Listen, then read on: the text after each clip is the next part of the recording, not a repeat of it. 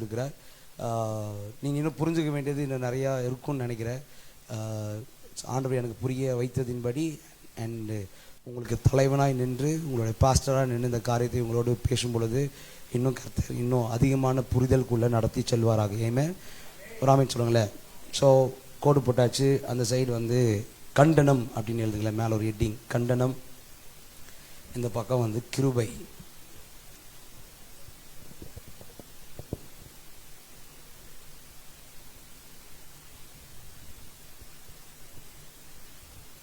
பழைய ஏற்பாட்டில் ஒரு விஷயத்த பண்ணல அப்படின்னா அதை வந்து என்ன பண்ணுவாங்க, கண்டனம் பண்ணுவாங்க. ஒரு விஷயத்த பண்ணக்கூடாதுன்னு சொல்லி பண்ணிட்டாங்கன்னா அதை கண்டனம் பண்ணுவாங்க. ஸோ தேவனே 613 முக்கியமான பிரமாணத்தை பழைய ஏற்பாட்டில் கொடுத்துருக்குறார். ஸோ ஃபஸ்ட் பாயிண்ட், 613 பிரமாணங்கள் முக்கியமாக பழைய ஏற்பாட்டில் கொடுக்கப்பட்டு இருந்துச்சு. சரிங்களா? எத்தனை பிரமாணங்கள்? 613 பிரமாணங்கள். கண்டனமாக செய்யலை அப்படின்னா அவ்வளோதான் அப்படின்ற மாதிரி சில காரியங்கள் கொடுக்கப்பட்டிருந்துச்சு. ஓகே, ஸோ கொடுக்கப்பட்டிருந்த 613 பிரமாணங்கள் என்னென்னவா இருக்கும்னு சொல்லி பேசிக்காக உங்களுக்கு தெரிஞ்ச விதத்தில் உள்ளே போய் வசனங்கள்லாம் எடுக்காமல் பேசிக்காக உங்களுக்கு தெரிஞ்ச விதத்தில் என்னென்னன்றதை நான் சொல்கிறேன். ஓகேவா? ஸோ பழைய ஏற்பாட்டில் என்ன இருக்குது அப்படின்னா, ஓய்வு நாளை ஆசரிப்பாயாக அப்படின்னு ஒரு என்ன இருக்குது. அதை பண்ணல அப்படின்னா அவனை கல்லெறிஞ்சு கொல்லணும் அப்படின்னு வசனம் இருக்குது. ஸோ இது வசனமாக தான் இருக்குது. நம்ம வசனத்தை இப்போ எடுக்கல. பொதுவான காரியத்தை மட்டும் உங்கள்கிட்ட இப்போது என்ன உண்மை நம்ம மேலே இருக்கிறது என்கிறதை நான் உங்களுக்கு சொல்வதற்காக விரும்புகிறேன். ஓகேவா? ஸோ ஓய்வு நாள் அப்படிங்கிறது ஒரே ஒரு நாள் தான். போடுங்களேன், ஓய்வு நாள் ஒன்று, ஒரே ஒரு நாள் தான் ஓய்வு நாள். சரிங்களா? அது எத்தனாவது நாள்னு கேட்டிங்கன்னா, Sunday, Monday, Tuesday, Wednesday, Thursday, Friday, அப்புறம் சாட்டர்டேன்றது தான் வந்து 7வது நாள். நான் சொல்கிறது யாருக்கெல்லாம் புரியுதில்ல? ஓகேவா? ஸோ 7வது நாள் தான் என்னது, ஓய்வு நாளாக இருந்துச்சு. ஆனால் கிருபைக்குள்ளேயோ ஆஃப்டர் ஜீசஸ் ரத்தத்தை சிந்தின பிற்பாடு ஓய்வு நாள் என்பது இன்னைக்கு ஓய்வு நாள் என்பது 7 நாளுமே. ஏன்னா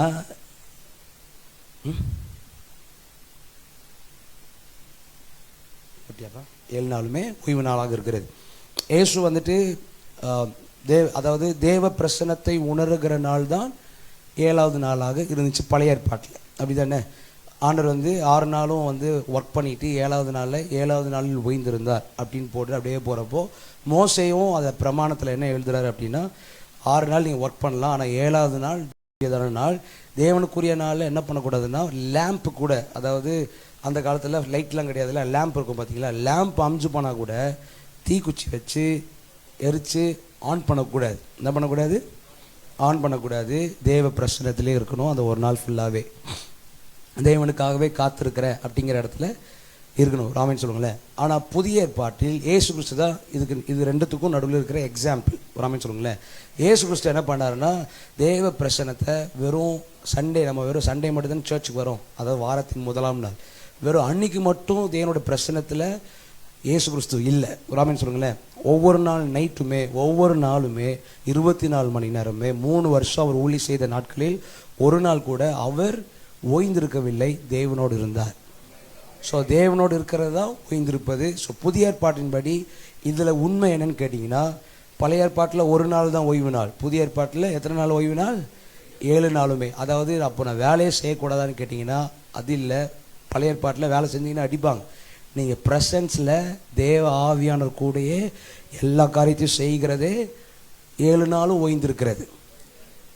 அப்போது நீங்கள் சும்மா படுத்துட்டு ஆதித்யா டிவி பார்த்துட்ருக்கீங்க. ஆதித்யா டிவி பார்த்துட்ருக்கிறப்போ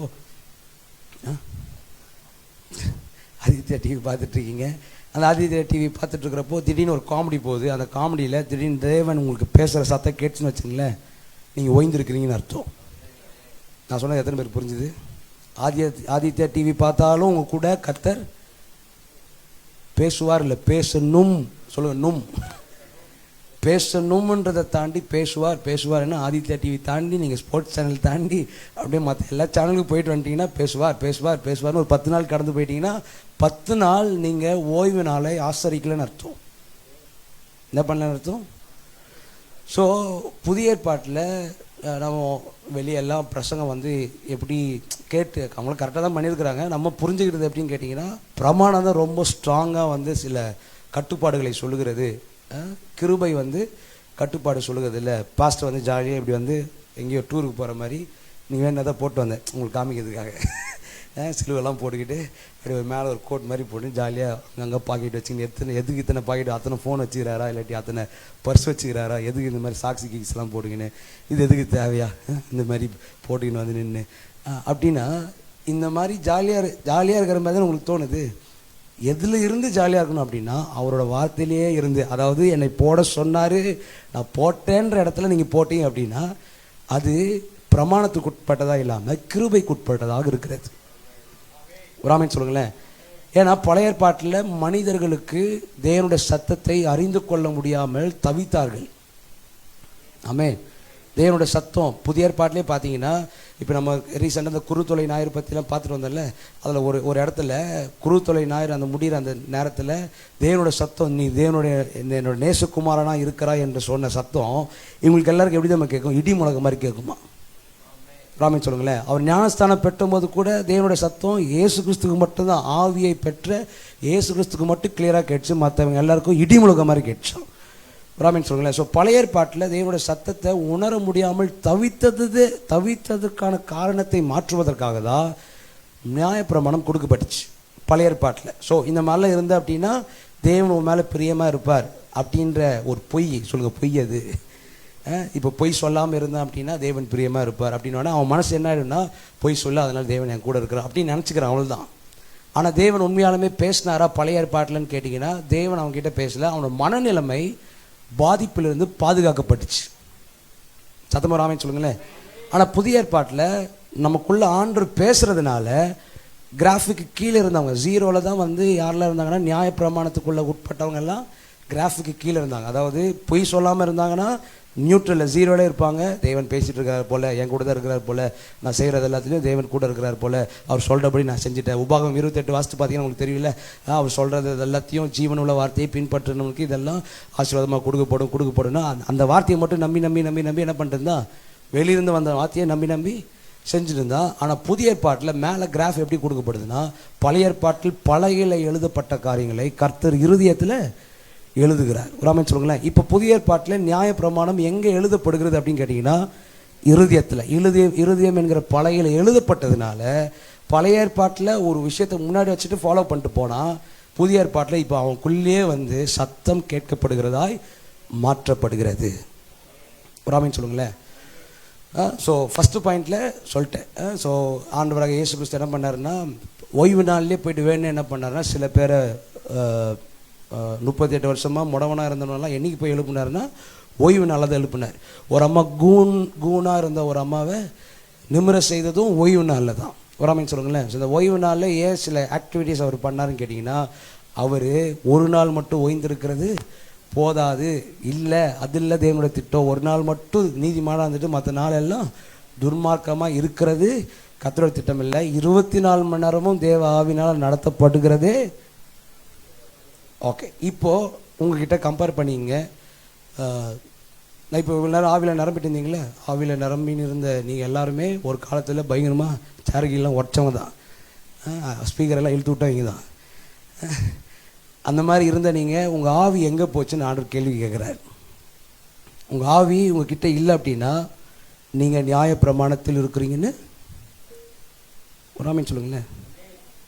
இதுக்குள்ளே வந்து குற்ற மனசாட்சியாக வந்துச்சுன்னா அந்த குற்ற மனசாட்சியை எடுத்து போட்டு, இப்போ குற்ற மனசாட்சி எதுனால வருதுன்னா நியாய பிரமாணத்தினால தான். இப்போ நான் சொன்னேன் இல்லை, இப்போ என்ன சொன்னேன், நியாயமாக ஒரு மேட்ரு சொன்னேன். நீ ஆவியில் நிரம்பாதனால தான் கிருபையில் இல்லைன்னு நியாயமாக ஒரு மேட்ரு சொன்னேன்னா, இதை நீ அக்செப்ட் பண்ணுற அளவுக்கு நான் சொல்கிறது எத்தனை பேர் புரியுது? இது டீப்பாக புரிஞ்சுக்கிட்டால் மட்டும்தான் உங்களுக்கு மண்டையிலே ஏறும். ராமன் சொல்லுங்களேன். இப்போ நான் சொன்ன ஸ்டேட்மெண்ட் கூட நீங்கள் வந்து நியாய பிரமாணத்திலிருந்து பார்த்தீங்கன்னா குற்றமான சாட்சின்னு ஒன்று வரும்.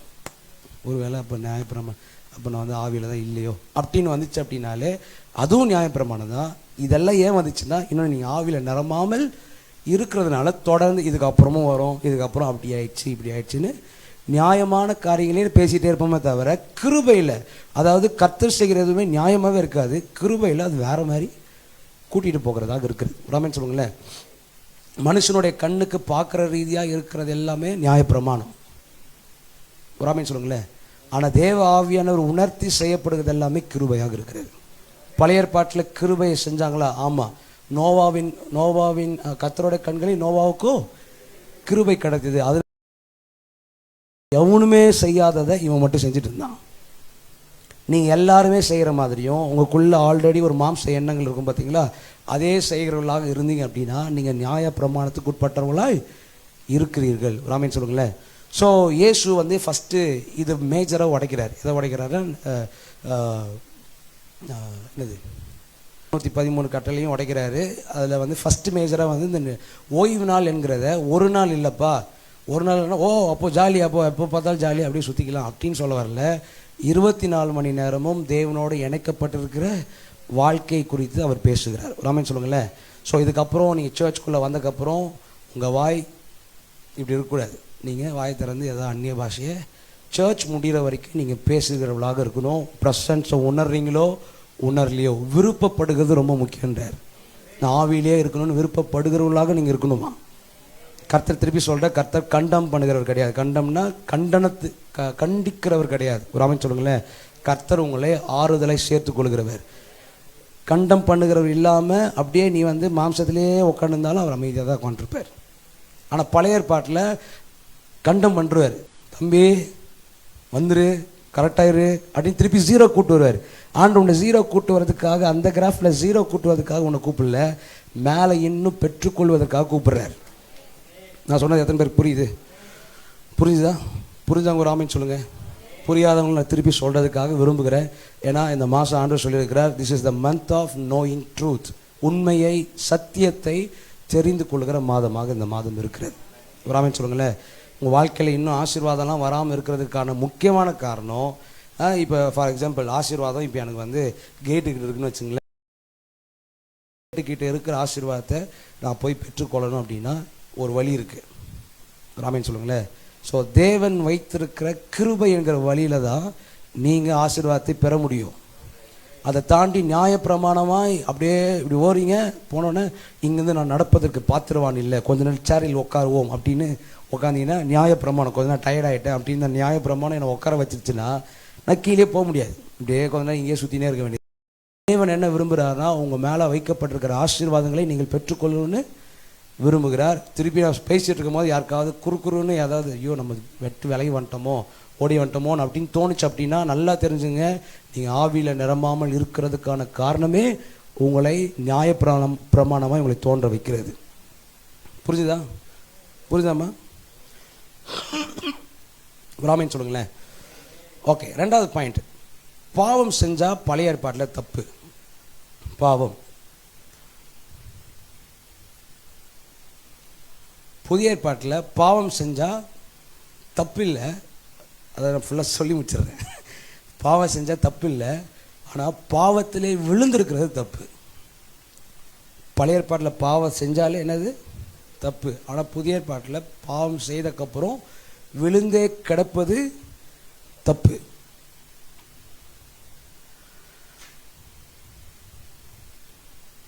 ஓகே, எதிரியா? ஸோ பழைய ஏற்பாட்டில் பாவம் செஞ்சவங்களுக்கு ஆண்டவர் என்ன சொன்னார் அப்படின்னா, உன்னுடைய பாவத்தின் அளவின்படி புறாவையோ இல்லாட்டி ஒரு குறிப்பிட்ட பறவைகளை சொல்லிட்டு குறிப்பிட்ட அனிமல்ஸை சொல்லிட்டு அது என்ன பண்ண சொல்லுவாருன்னா, அதை எத்தனை வந்து என்ன பண்ணு எனக்கு பலி கொடுங்க அப்படின்னு சொல்லுவார். ஏன்னா இது வந்து தேவன்கிட்ட பலி கொடுத்தவொடனே தேவன் சமாதானம் ஆகிறான்னு கிடையாது. தேவன் சமாதானம் ஆகலை, இவன் சமாதானம் ஆகிறதுக்காக. யார் சமாதானம் ஆகிறதுக்காக? இவன் போய் ஆடு பலி பார்த்தனும், அப்பா ரத்தத்தை பார்த்தனும், அப்பாடா இப்போ தான் கர்த்தர் என்ன நேசிக்கிறார் அப்படின்னு உணர்கிறதுக்காக ஆண்டவர் என்ன சொன்னாருன்னா, நீ ஒரு ஆடையோ மாடையோ என்ன பண்ணு எடுத்துன்னு வந்து பலி கொடு அப்படின்னு சொன்னாங்க. நம்ம கிறிஸ்தவத்தில் அது தப்பாக புரிஞ்சுக்கிட்டோம். இயேசுவோடைய ரத்தத்தை பார்த்து பிதாவாகி தேவன் சாந்தமாயிட்டாரு. கண்டிப்பாக இல்லை. இயேசுவின் ரத்தத்தை பார்த்த உடனே நம்ம தான் வந்து பிதா என்னை நேசிக்கிறாருன்ற இடத்துக்கு என் உணர்வு மாறுகிறது. ராமன் சொல்லுங்களேன். ஸோ பாவத்தினால் வருகிற விளைவுகள், பாவத்தினால் என்னென்ன விளைவு வரும் அப்படின்னா, இப்போது இவர் தான் கடவுள்னு வச்சுங்களேன். இந்த கடவுளை வந்து நான் வந்து என்ன பண்ணிட்டேன்னா, இவர் விரோதமாக ஏதோ ஒன்று பண்ணிட்டேன். என்ன பண்ணிட்டேன்? விரோதமாக பண்ணிட்டேன். ஆனால் இவர் கடவுளாக இருக்கிறதுனால இவர் அதை பற்றி எதுவுமே யோசிக்கவே மாட்டார். நீ பாவம் பண்ணுறதை பற்றி அவருக்கு கேரே கிடையாது. ஆனால் எனக்குள்ள ஒரு கில்ட்டி ஃபீல் என்ன ஆகுது வந்துடுது. எனக்குள்ளே வந்து ஒரு குற்ற மனசாட்சியோ ஆண்டவர் விட்டு விலகி வந்துட்டேன் அப்படிங்கிற காரியமோ என்ன ஆகிடுது வந்துடுது. ஸோ வந்தது நிமித்தமாய் நான் என்ன பண்ணுறேன் அப்படின்னா, அவர்கிட்ட போகிறதுக்கு, இப்போ அஜய் கிட்ட போகிறதுக்கு நான் பயப்படுவேன். அவன் கூப்பிட்டு பேசினாலும் நான் அவன் கண்ணை பார்க்கறதுக்கு இப்படி பார்த்து என்ன பண்ணுவோம், உங்களுக்கே தெரியல, சிலர்கிட்ட சண்டை போட்டிங்கன்னா அவங்க கண்ணை பார்த்து பேசுறதுக்கு ஒரு மாதிரி உங்களுக்கு ஃபீல் ஆகும். ஏன் அப்படி ஃபீல் ஆகுதுன்னா, நம்ம ஏதோ ஒன்று அவங்கள ஹர்ட் பண்ணிட்டோம், ஏதோ ஒன்று பண்ணிட்டோம் அப்படிங்கிற ஃபீல் உங்களுக்குள்ளே உறுத்திட்டு இருக்கோம். அவங்க அதை தப்பாகவே எடுத்துக்க மாட்டாங்கன்னு வச்சுங்களேன். அவங்க ஜாலியாக பேசிகிட்டு இருப்பாங்க, ஆனால் நமக்குள்ளே ஒரு மாதிரி போயிட்டு இருக்கும். பார்த்தீங்களா, இதே மாதிரி தான் கடவுளுக்கும் நம்மளுக்கும் என்ன ஆச்சுன்னா, பழைய ஏற்பாட்டில் அநேக முறை இது பேர் தான் வந்து ஆண்டவர் என்ன சொல்கிறாருன்னா அழுக்குன்றார். இது பேர் தான் பாவன்றார். ஒரு களவு செய்கிறப்போ நமக்குள்ளே தானவே ஒரு கில்ட்டி ஃபீல் வரும். ராமன் சொல்லுங்களேன், நம்ம ஸ்கூலில் பக்கத்தில் இருக்கிற பென்சில் எடுத்துட்டேன்னா தானவே என்ன ஆகிடும், உள்ளே வந்து ஒரு மாதிரி ஐயோ எடுத்துட்டோமே, அது பார்க்கும் போதெல்லாம் ஒரு மாதிரி கிருகிருன்னு ஆகும். இந்த கிருகிருன்னு ஆகிறதுல என்னது, இது பேரில் என்னது, கில்ட்டி ஃபீல். ராமன் சொல்லுங்களேன், சின்ன பசங்களுக்கு அப்படி இருக்கும். கொஞ்சம் பெரியவங்களுக்கு, வாலிபர்களுக்கெல்லாம் பொண்ணை பார்த்துட்டு ஆண்டு பேரே ஸ்தோத்திரமா அப்படின்னு என்ன ஆகும், ஒரு மாதிரி அப்படின்னு என்ன ஆகும், உள்ளே வந்து ஒரு மாதிரி ஆகும். திடீர்னு பெரியவங்களுக்கெல்லாம் யாரையாவது பிடிச்சி திட்டி விட்டிங்கன்னா ஒரு மாதிரி ஊர்த்திக்கினே இருக்கும். ஏதோ ஒரு காரியம் வந்து உங்களுக்குள்ளே எதெல்லாம் கில்ட்டி ஃபீலாக வருதோ அதெல்லாமே உங்களுக்கு என்ன ஃபீல் ஆகுதுன்னா, இதை பண்ணியிருக்கக்கூடாது, பண்ணிட்டேன் அப்படின்னு ஒரு ஃபீல். ராமன் சொல்லுங்களேன், சொல்லுங்கள், நம்ம எல்லாரும் மாம்சத்துக்கு உட்பட்டவர்கள், ஆனால் மாம்சீக கிரியைகள் வெளிப்பட்டுட்டு தான் இருக்கும். ராமன் சொல்லுங்களேன். ஸோ பழைய ஏற்பாட்டில் இருந்த மனுஷர்களுக்கும் புதிய ஏற்பாட்டில் இருந்த மனுஷர்களுக்கும் இது மட்டும் என்றைக்குமே கலையாத ஒரு விஷயம். ஆனால் எவன் ஒருத்தன் ஒவ்வொரு நாளுமே மறுரூபத்துக்குள்ளே வரானோ, ட்ரூத்தை அறிஞ்சுக்கிட்டு, இயேசு எனக்காக சிலுவையில் முடித்திருக்கிறதை அறிந்து எனக்கு இப்போ பாவ மன்னிப்பு ஏற்பட்டு இருக்கிறது, அதனால் நான் இப்போ குற்றமான சாட்சியில் குற்றவாளியாய் இல்லைன்ற இடத்துக்கு வரானோ, அவன் வசனம் சொல்லுகிறது பாவமே செய்ய முடியாத அளவுக்கு போவானான். நான் சொல்கிறது புரிய டிரான்ஸ்ஃபர்மேஷன். எல்லா மனுஷனுக்குள்ளேயும் பாவத்தின் உணர்வு இருக்கும். ஆனால் ஆண்டு சொல்கிறாரு, நீ அவர்கிட்ட கிருபையில் வாழ வாழ வாழ பாவத்தின் எண்ணங்களே இல்லாத அளவுக்கு கர்த்தர் உன்னை மாற்ற முடியும். ராமன் சொல்லுங்களேன். ஸோ பழைய ஏற்பாட்டில் பாவம் செஞ்ச உடனே ஒரு பலி எடுத்துன்னு போய் கொடுத்து பலி செலுத்துவாங்க. ஆனால் நமக்கு முன்னாடியே பலி செலுத்தப்பட்டுச்சு. இயேசு கிறிஸ்து நமக்காக பலி செலுத்தப்பட்டிருக்கிறார். நமக்காக ஆட்டுக்குட்டியானவர் பலியாகி இருக்கிறார். அதனால் இதுக்கப்புறம் நீ செஞ்ச பாவம், உன் பாஸ்ட் டென்ஸில் செஞ்ச பாவம், இப்போ செஞ்சிட்ருக்கிற பாவம், ராமன் சொல்லுங்களேன், இதுக்கப்புறம் செய்ய போகிற பாவம் யாவற்றுமே கர்த்தர் சிலுவையில் முடித்தார். இப்போ செஞ்சிட்ருக்கிற பாவம், செய்ய போகிற பாவம் ஓகே, சாரி செஞ்சிட்ருக்கிற பாவம், செஞ்சு முடித்த பாவம் ஓகே, செய்ய போகிற பாவத்தையும் ஆண்டவர் மன்னிச்சிட்டாரான்னு கேட்டிங்கன்னா ஆமாம் மன்னிச்சிட்டாரு. ஆனால் இன்னைக்கு செஞ்சிட்ருக்கிற பாவத்தையோ இல்லை செஞ்ச பாவத்தையோ கரெக்டாக கிருபையில் நீ உள் வாங்கிட்ட அப்படின்னா செய்ய போகிற பாவமே இருக்காது. ஓகேவா, இது ஒன்று. ஆனால் கரெக்டாக உள்வாங்கிறது இது எல்லாருக்கும் தலைவர்னு சொல்லிட்டு மேலே தலைவர் கீழே வேணால் 2 லைன் எழுதிரு. ஜீசஸ் அண்ட் ஹோலி ஸ்பிரிட்னு 2 லைனுக்கு சென்ட்ரா, கீழே கீழே கீழே கீழே கீழே கீழே சென்ட்ரா, இன்னும் தள்ளி இல்லை லைனுக்கு மேலே 2 லைனுக்கு மேலே இங்கே 2 லைனில் எழுத ஜீசஸ் அண்ட் ஹோலி ஸ்பிரிட் தான் இவங்க 2 பேர் தான் தலைவர்கள். ராமன் சொல்லுங்களேன். இந்த தலைவர்களை தாண்டி 3வது ஒரு தலைவர் இருக்கிறாரு, ஜீசஸ் ஹோலி ஸ்பிரிட். இவங்க தான் வந்து தலைவர்கள். இதை தாண்டி இன்னொரு தலைவர் இருக்கிறார். அப்படியே கீழே ஒரு கோடு போட்டு அது கீழே எழுது ஃப்ளஷ்ன்னு எழுத, ஃப்ளஷ்ன்ற ஒரு தலைவரும் இருக்கிறார். ஸோ நீ கிரேஸ்குள்ளே வர்றதுக்கு முக்கியமாய் உன்னோட அறிவு எதுக்குள்ளே இடைப்பட்டிருக்கணும்னா, இயேசுக்குள்ளே இருந்து பரிசுத்த ஆவியானவரில் நிலை பெற்றவர்களாய் நீங்கள் இருக்கணும். ஓகேவா, எதுக்குள்ளே இருந்து இயேசுவை அறிந்தவர்களாகவும் பரிசுத்த ஆவியானவரில் உடன்பட்டவர்களாகவும் இருக்கணும். சொல்லுங்கள், இயேசுவை அறிந்தவர்களாகவும் பரிசுத்த ஆவியானவரில் உடன்பட்டவர்களாகவும் இருக்கிறப்போ நான் கிரேஸ்லேயே இருப்பேன்.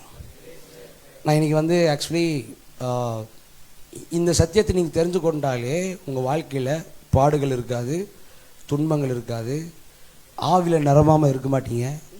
ராமன் சொல்லுங்கள், அப்படியே நடுவில் ஏதோ இருக்கிற மாதிரிலாம் கில்ட்டி ஃபீலு இதெல்லாமே இருக்காத அளவுக்கு தேவன் உங்களை ஃப்ரெஷ்ஷான, அவர் எப்படி ஃபஸ்ட்டு டே உன்னை படைச்சு ஆதாமை படைச்சு இப்படி பார்த்தாரோ அதை மாதிரியே தேவனை பார்க்குற அளவுக்கு நீங்கள் மாறுவீர்கள். ராமன் சொல்லுங்களேன். திருப்பி சொல்கிறேன், இந்த மாதம் சத்தியத்தை அறிவீர்கள், சத்தியம் உங்களை விடுதலையாக்குற மாதமாக இருக்கிறது. ஸோ பழைய ஏற்பாட்டில் இருந்த நியாயப்பிரமாணம் இயேசு கிறிஸ்துவினால் அழிக்கப்பட்டிருக்கிறது. ராமேன்னு சொல்லுங்களேன். ஆனால் அந்த நியாயப்பிரமாணம் இப்போ போட்டிருக்கீங்களா, ஃப்ளெஷ்ஷுன்னு ஒரு மேட்ரு, ஃப்ளெஷ்ஷுனால திருப்பி வெளியே வரக்கூடியதாக இருக்கிறது.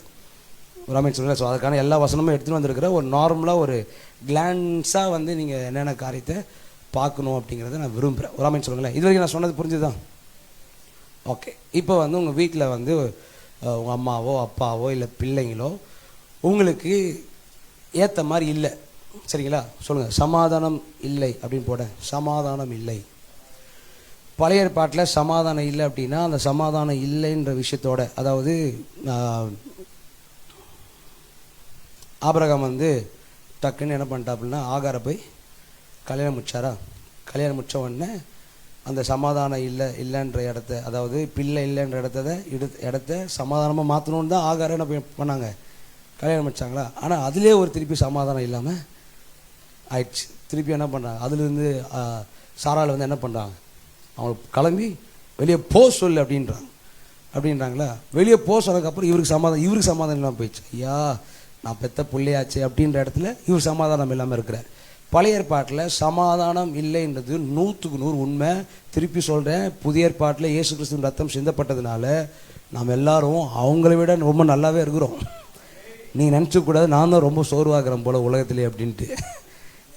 ராமின்னு சொல்லுங்களேன். இயேசு கிறிஸ்து ரத்தம் உங்களுக்குள்ளே மட்டும் சிந்தப்படலையா, உலகத்து மேலே எல்லார் மேலேயுமே சுத்திகரிக்கப்பட்ட ரத்தமாக மாற்றிருக்கு.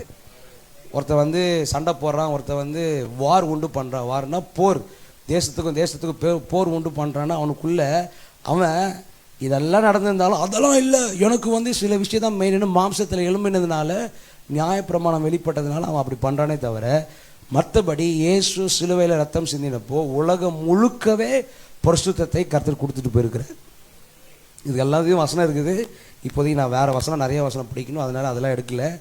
தேவன் இயேசு கிறிஸ்து பவுல் சொல்கிறாரு, பூலோகத்தை மட்டுமல்ல பரலோகத்தில் இருக்கிற எல்லாவற்றையுமே இயேசு கிறிஸ்துவின் ரத்தம் பரிசுத்தம் பண்ணி இருக்கிறது. என்ன பண்ணியிருக்குதோ, பரலோகத்தில் எதாவது அசுத்தம் வந்துச்சான்னு கேட்டிங்கன்னா அங்கே அசுத்தம் வரல. ராமன் சொல்லுவாங்க, அங்கே பரிசுத்த இடம், பரிசுத்தமாக இருக்கிற ஒரு இடம். ஆனால் இயேசு கிறிஸ்து ரத்தம் இங்கே மட்டும் பரிசுத்தப்படப்படலையா, பரலோகத்தையும் சேர்ந்து பரிசுத்தமாய் மாற்றி இருக்கிறது என்று பவுல் எழுதுகிறார். ராமன் சொல்லுங்களேன். ஸோ ஆண்டவர் முழுசாகவே ஒரு அப்டேட்டை, புதிய உலகத்தை கர்த்தர் ஆல்ரெடி கொடுத்துருக்கிறார். அந்த புதிய உலகத்தை எடுத்து வாழ்கிறது மட்டும்தான் நம்மளுடைய வேலை. அதை எடுத்து வாழ்வதற்கு ஜீசஸும் ஹோலி ஸ்பிரிட்டும் உங்களுக்கு ரொம்ப தேவை. எங்கே இவங்க 2 பேர் காணாமல் போகிறாங்களோ, என்னைக்கு நீ ஆவியில் நிரம்பாமல் அப்படின்ற மாதிரி பார்க்குறியோ அன்றைக்கே மாம்சத்தில் எங்கே அடி வாங்கினுக்கிறேன்னு அர்த்தம். அன்னைக்கு நியாயப்பிரமாணம் உன்னை வச்சு செஞ்சுட்டுருக்குன்னு அர்த்தம். ராமன் சொல்லுங்களேன். ஸோ நியாய பிரமாணத்துக்கு உட்பட்டவர்களாக நீங்கள் இல்லை, ஆக்கினி தீர்ப்பு உங்களுக்கு இல்லை. ஏதாவது ஒரு விஷயம் இப்படி நடந்து போகிறப்ப திடீர்னு டெஸ்கில் கால் இடிச்சு காலை ரத்தம் வந்தோடனே அந்த விஷயம் அப்படி பண்ண பார்த்தியா அதுதான் வந்துடுச்சு அப்படின்னு நீங்கள் நியாய பிரமாணியாக இருந்தீங்க அப்படின்னா இயேசுவை பற்றி எந்த அறிவுமே இல்லாமல் இருக்கீங்கன்னு அர்த்தம். உங்களுக்கு ஒரு சின்ன காயம் கூட படாத அளவுக்கு அவர் காயமானார். சத்தமாக ராமன் சொல்லுங்கள். ஒரு சின்ன மனவேதனை கூட வராத அளவுக்கு அவர் மனவேதனையில் ரொம்ப போயிட்டார். இப்போ நிறைய பேர் நீங்கள் மனவேதனையில் உட்காந்துருக்கீங்களா? ஆமாம் உட்காந்துருக்கீங்க. ஏன் தெரியுமா? சில நியாய பிரமாணத்தை நீங்கள் யோசிச்சுட்டு இருக்கீங்க. சில மாம்ச எண்ணத்தினால வந்த நியாய பிரமாணத்தை ரொம்ப அதிகமாகவே திங்க் பண்ணுறதுக்கு ஆரம்பிக்கிறீங்க. இது வந்ததுனால தான் இது வந்துச்சு அப்படி நீங்கள் கனெக்ட் பண்ணாலே நீங்கள் ஒரு நியாய பிரமாணி. ராமன் சொல்லுங்களேன். ஸோ பழைய ஏற்பாட்டில் மனுஷ மேலே கர்த்தர் அவனுடைய ஆத்துமா நிம்மதிக்காகவும் மனசு சஞ்சலம் படக்கூடாதுன்றதுக்காகவும் என்ன பண்ணார்? பழைய ஏற்பாட்டில் நியாய பிரமாணத்தை கர்த்தர் கொடுத்தார். ராமன் சொல்லுங்களேன். ஆனால் புதிய ஏற்பாட்டில் அதெல்லாம் ஈஸியாக நீங்கள் செய்து முடிப்பதற்காக கர்த்தர் சிலுவையில் உங்களுக்கு ஜீவ ஆவின் பிரமாணத்தை கொடுத்துருக்கிறார். ஒரு வசனத்தை பற்றி எடுத்து வாசிக்கலாம். ரோமர் 8:2. ரோமருக்கு எழுதுகிற நிருபம் 8வது அதிகாரம் 2வது வசனம்.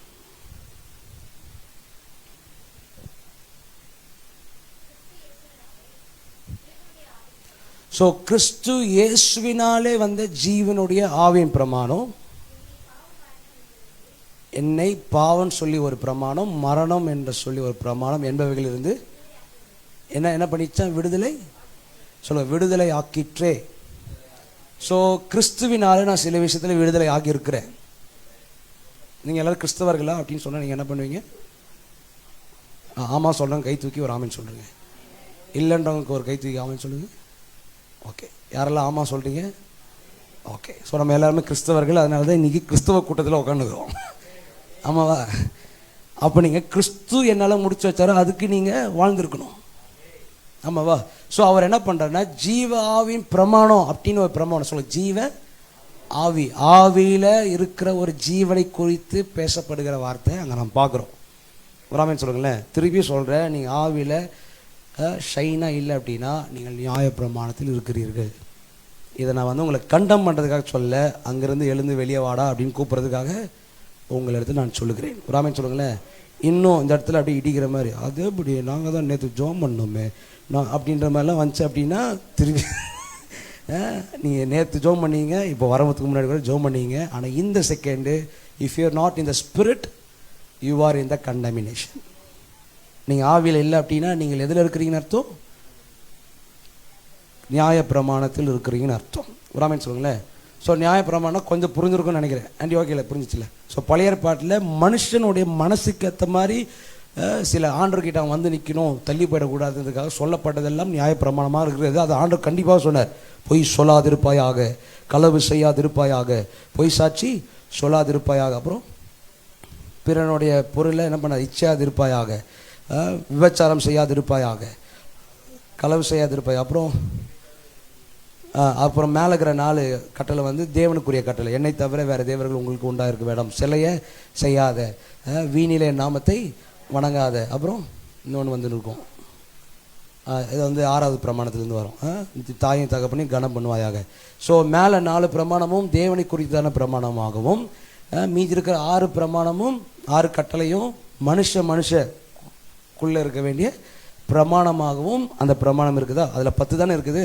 அதுக்குள்ளே நீ உபாக புஸ்தகத்தில் லேவிய ராகத்துலலாம் நம்ம ஓவராலாக கடைசி பார்த்தோம் அப்படின்னா ஓவரால் 613 பிரமாணங்கள் இந்த மாதிரி பிரமாணங்கள் இருக்கிறது. ராமன் சொல்லுங்களேன். ஸோ இந்த பிரமாணத்தை எல்லாத்தையுமே இப்போது அந்த ரோமர் 8 எடுத்தீங்களே, அதில் 2 வாசித்தீங்களா? 2வது வாசனை தான் என்ன சொல்லிச்சு? ஜீவனுடைய ஆவியின் பிரமாணம் என்னை பாவம் மரணம் என்கிற பிரமாணத்திலிருந்து என்ன பண்ணியிருக்கு? விடுதலையாக்கி வச்சிருக்கு அப்படின்னு வாசித்தோம். அது விடுதலையாக்கப்பட்டது எதுலேருந்து விடுதலையாக்கப்பட்டுச்சு அப்படின்றத 3வது வசனம் சொல்லுது. வாசிங்களேன். அது எப்படி என்றால் மாம்சத்தினாலே பலவீனமாய் இருந்த சொல்ல நியாய பிரமாணம் என் மாம்சத்துக்குள்ள பலவீனமாக இருந்துச்சான். என்னவா இருந்துச்சான்? சொல்ல என் மாம்சத்துக்குள்ள நியாய பிரமாணம் பலவீனமாக இருந்துச்சு. ஃபார் எக்ஸாம்பிள் சொல்கிறேன். இப்போ பாப்பா வந்து அந்த சேரை தூக்குமா அப்படின்னு கேட்டால் என்ன சொல்லுவீங்க? சும்மா தூக்க எக்ஸாம்பிளுக்கு தூக்கிட்டாங்களா, வச்சிருமா அப்படி கீழே வச்சு. அந்த பாட்டில் தூக்குமா,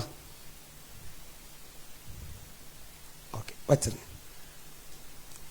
இந்த டேபிள் தூக்குமா, ஓ மை காட், உக்காருமா உக்காரு. இப்போது இவங்களுக்கு இதில் நான் தூக்கிடுவேன், நான் ஒருத்தனை என்ன பண்ண முடியும்? இதை தூக்க முடியுமா? இப்போ அவங்கனால என்ன பண்ண முடியாது, தூக்க முடியாதா? நியாயப்பிரமாணம் மாம்சத்தில் பலவீனமாக இருந்துச்சு, செய்ய முடியாததா இருந்துச்சு. அதனால் தேவனே செய்யும்படிக்கு, திருப்பி அதை வாசிக்கலாமே, ஃபர்ஸ்ட்லேருந்து வாசிக்கலாம். அது எப்படி எனில் மாம்சத்தினாலே பலவீனமாக இருந்த நியாயப்பிரமாணம் செய்யக்கூடாததை இப்பொழுது தேவனே செய்யும்படிக்கு அவருடைய ஒரே பேரான குமாரனை என்ன பண்ணாரா? பாவ மாம்ச சாயலாகவும் அவர் என்ன வர்றாருன்னா இதான் பாவம் வச்சுங்களேன், இந்த ஷர்ட் தான் பாவத்தின் சாயலாகவும் இந்த பாவத்தையே தூக்கி போடுற பலியாகவும் வந்தாராம். சதமராமன் சொல்லுங்களேன். ஸோ பாவம் எதனால உண்டாச்சுன்னு கேட்டிங்கன்னா நியாயப்பிரமாணம் நம்மளால் செய்ய முடியல அப்படின்னு கில்ட்டி வரும். பார்த்தீங்களா? சர்ச்சுக்கு போன வரை யாரெல்லாம் வந்தீங்க, இங்கே உட்காந்துருக்க எல்லாருமே வந்துட்டீங்க. இப்போ வரல அப்படின்னா நான் கேட்குறதில்ல. பார்த்தீங்களா? ஏன் தெரியுமா கேட்குறதில்ல? நான் கிருபையில் இருக்கிறேன். ராமன் சொல்லுங்களேன். ஏன்னா நான் கேட்டு உங்களை கில்ட்டிக்குள்ளே வர வைக்கணும்னு எனக்கு அவசியமே. ராமன் சொல்லுங்களேன். நீ வராட்டிய கர்த்தர் உங்களை ஆசீர்வதிப்பார். ஆனால் வாங்கன்னு கூப்பிட வேண்டிய பொறுப்பு என்னுடையதாக இருக்கிறது. ஏன்னா நீங்கள் இன்னும் கிருபை அறிந்து கொள்ள வேண்டியது ரொம்ப அவசியமாக இருக்குது. வந்து நீ சேரில் யாருமே இல்லை, நான் பாடு ஆராய்ச்சிட்டேன்னு வச்சுக்கலேன், அது ஒரு வேஸ்ட்டான விஷயம் தானே. எதுக்கு இந்த இடத்த கொடுத்தாரு அப்படின்னு ஒரு நோக்கம் ஒன்று இருக்குல்ல, அதில் நீங்கள் எல்லோரும் இன்னும் கிருபையில் பெருசாக மாறதுக்காக இந்த இடத்த கொடுத்தார்ல. இங்கே நடக்கிற ஒவ்வொரு மீட்டிங்ஸும் நீங்கள் வந்து அட்டன் பண்ணணும் அப்படிங்கிற சொல்கிறதுக்கு பின்னாடி நியாயப்பிரமாணம் இல்லை, கிருபையில் நீங்கள் வளரணுன்றதுக்காக சொல்லப்படுகிற வார்த்தையாக இருக்கிறது. ஆமென். இதுவரைக்கும் நான் சொன்னதில் புரிஞ்சுதா? ஸோ நியாயப்பிரமாணம் என்னன்றது உங்களுக்கு புரிஞ்சிச்சா? ஓரளவுக்கு புரிஞ்சுருக்கும். உள்ளே போக இன்னும் புரிஞ்சிடும். இப்போது இந்த மாதிரி ஸ்டைலாக ட்ரெஸ்ஸு போடுறது நல்லதா கெட்டதா? ஸ்டைலாக இருக்குதான்னு தெரியல, சும்மா போட்டு வந்தேன். மைண்ட் வாய்ஸ் இங்கே சைட்லேருந்து வந்தது, ஸ்டைலாவா அப்படின்னு வந்தது, அதை அப்படியே சொல்லிட்டு அதிகம். ஸ்டைலாக ட்ரெஸ்ஸு போடுறது நல்லதா கெட்டதா? நல்லது. ஒரு பொம்பளை புள்ள ஒரு மாதிரி ட்ரெஸ் போட்டு வந்து நிற்கிது, ஒரு மாதிரி நீங்களே புரிஞ்சுங்க. ட்ரெஸ்ஸு போட்டு வந்து நிற்கிது, அது நல்லதா கெட்டதா? இந்த இடத்துல நீங்கள் கிருபையை போக்கடிக்க கூடாதவர்களாய் செய்ய வேண்டிய சில காரியங்களும் கடைப்பிடிக்க வேண்டி இருக்கிறது. அந்த இடத்துல நாங்கள் தான் கிருபையில் இருக்கிறோமே, எப்படி வேணால் அப்படின்ற ஏரியாவுக்கு நீ வந்துடக்கூடாது. இப்போ வர சினிமா பாட்டை ஸ்டேட்டஸில் போடுறது சரியா தவறா? கிருபையை போக்கடிக்கிற அளவுக்கு நீங்கள் இருந்தீங்க அப்படின்னா தட் இஸ் ஒன்று. சில பேர் அப்படியே சைட்லாம் பார்க்குறான், வேறு யாரையும் பார்க்க தேவையில்ல, உங்களுக்குள்ளே இருக்கிற நியாயப்பிரமாணியம் நீங்கள் மாறக்கூடாது. நான் எல்லா ஸ்டேட்டஸையும் நான் பார்த்துன்னு தான் இருக்கிறேன். என்றைக்கா ஒரு நாள் தம்பி இது தப்புன்னு ஒரு டைம் கூட நான் சொன்னது கிடையாது. எல்லா ஸ்டேட்டஸ் போட்டுன்னு தான் இருக்கிறேன். அது என் வேலை கிடையாது. என் வேலை என்ன தெரியுமா? உன்னை நியாயப்பிரமாணத்தில் இருக்கிறேன்னு சொல்லி உன்னை கில்ட்டிக்குள்ளே கூட்டுவது என்னோடய வேலை கிடையாது. கிருபைக்குள்ளே கூட்டு வர்றது என்னோடய வேலை. ராமன் சொல்லுங்களேன். சொன்ன உடனே இப்படி சைடாக போச்சு பாரு கண்ணு. ஸோ நான் திருப்பி சொல்கிறேன், உங்களை நோக்கி வருகிற அம்புகளை நீங்கள் வாங்கிக்கிங்க, எடுத்து சைடில் விடாதீங்க. நீங்கள் வாங்கி குத்தி நீங்களே செத்துருங்க. மாம்சம் அழிக்கப்படுவதாக உங்களுக்குள்ளே. ராமன் சொல்லுங்களேன். எங்கே மாம்சம் அழிக்கப்படுதோ அங்கே ஆவியானவர் பிரகாசமாக வெளியே வருவார். ஆவியானவர் ஒரு தப்பு நீ செய்கிறதுக்கு போகிறதுக்கு முன்னாடி சொல்லுவாரா சொல்ல மாட்டாரான்னு கேட்டிங்கன்னா ஃப்ராங்காகவே சொல்லுவார். இன்கேஸ் அவர் சொல்லி மிஸ் பண்ணிட்டாலும் ஆண்டவர் திருப்பி ஏற்றுப்பாருன்றது பேர் தான் கிருபை. அதுக்காக நீ எப்போதுமே மிஸ் பண்ணிக்கிட்டே இருன்றது சத்தியம் கிடையாது. ராமன் சொல்லுங்களேன். நான் சொன்னது எத்தனை பேருக்கு புரிஞ்சுது? ஆமேன் சொல்லுங்கள். உங்கள் ஸ்டேட்டஸில் தேவனை பற்றிதான காரியங்கள் போட்டுக்கிட்டே இருங்க அப்படின்னு சொன்னாலும் அது பேர் நியாயப்பிரமாணம். உனக்குள்ளேயே கிருபை போட வைக்கிற அளவுக்கு அது வரணும். அப்படின்னா என்ன பண்ணணும்னா இன்னும் கிருபைக்குள்ளே வளரணும்னு அர்த்தம். உங்களுக்குள்ளேயே சொல்லுங்கள், எனக்குள்ளேயே நான் நிதானித்து அறிந்து கொள்ளணும். ஸோ எனக்குள்ளேயே நிதானித்து அறிந்து கொள்ளணும். தூக்க முடியாத வெயிட்டை பாப்பா தூக்கி மண்டையில் போட்டுக்கிற மாதிரி சில காரியத்தை பண்ணுறோமா, இல்லாட்டி தூக்க முடிகிற அளவுக்கு ஒரு ஆளை கூப்பிட்டு அதை தூக்குறோமா? உங்கள் வாழ்க்கையை நீங்கள் தூக்க முடியாத ஒரு வெயிட்டு தான் இது. உங்கள் வாழ்க்கை யாரெல்லாம் அப்படி ஃபீல் பண்ணுறீங்களோ நான் உங்களுக்கு சொல்கிறேன், நீங்கள் அப்படி ஃபீல் பண்ணிங்கன்னா அது பேர் நியாயப்பிரமாணம். பாப்பா வந்து தூக்க சொன்னால் என்ன பண்ண முடியாது? அந்த டேபிளை தூக்க முடியாதா? ரொம்ப கஷ்டப்பட்டு ஏன்பாங்களா? ஆனால் என்னை கூப்பிட்டாங்கன்னு வச்சுங்களேன், அவங்க தூக்கி எங்கே வைக்க சொல்கிறாங்கன்னு அங்கே நான் வச்சுருவேன்.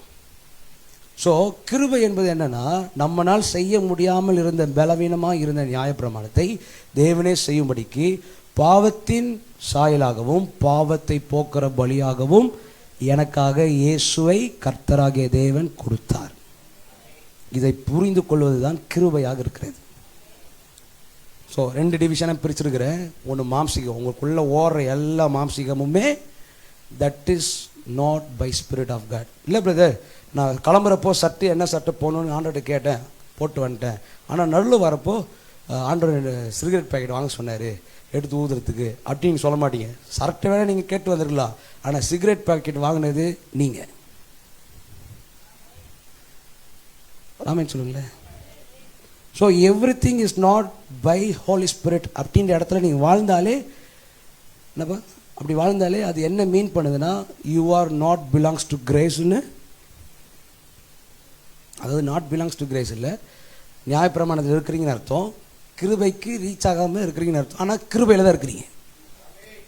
ராமன் சொல்லுங்களேன்.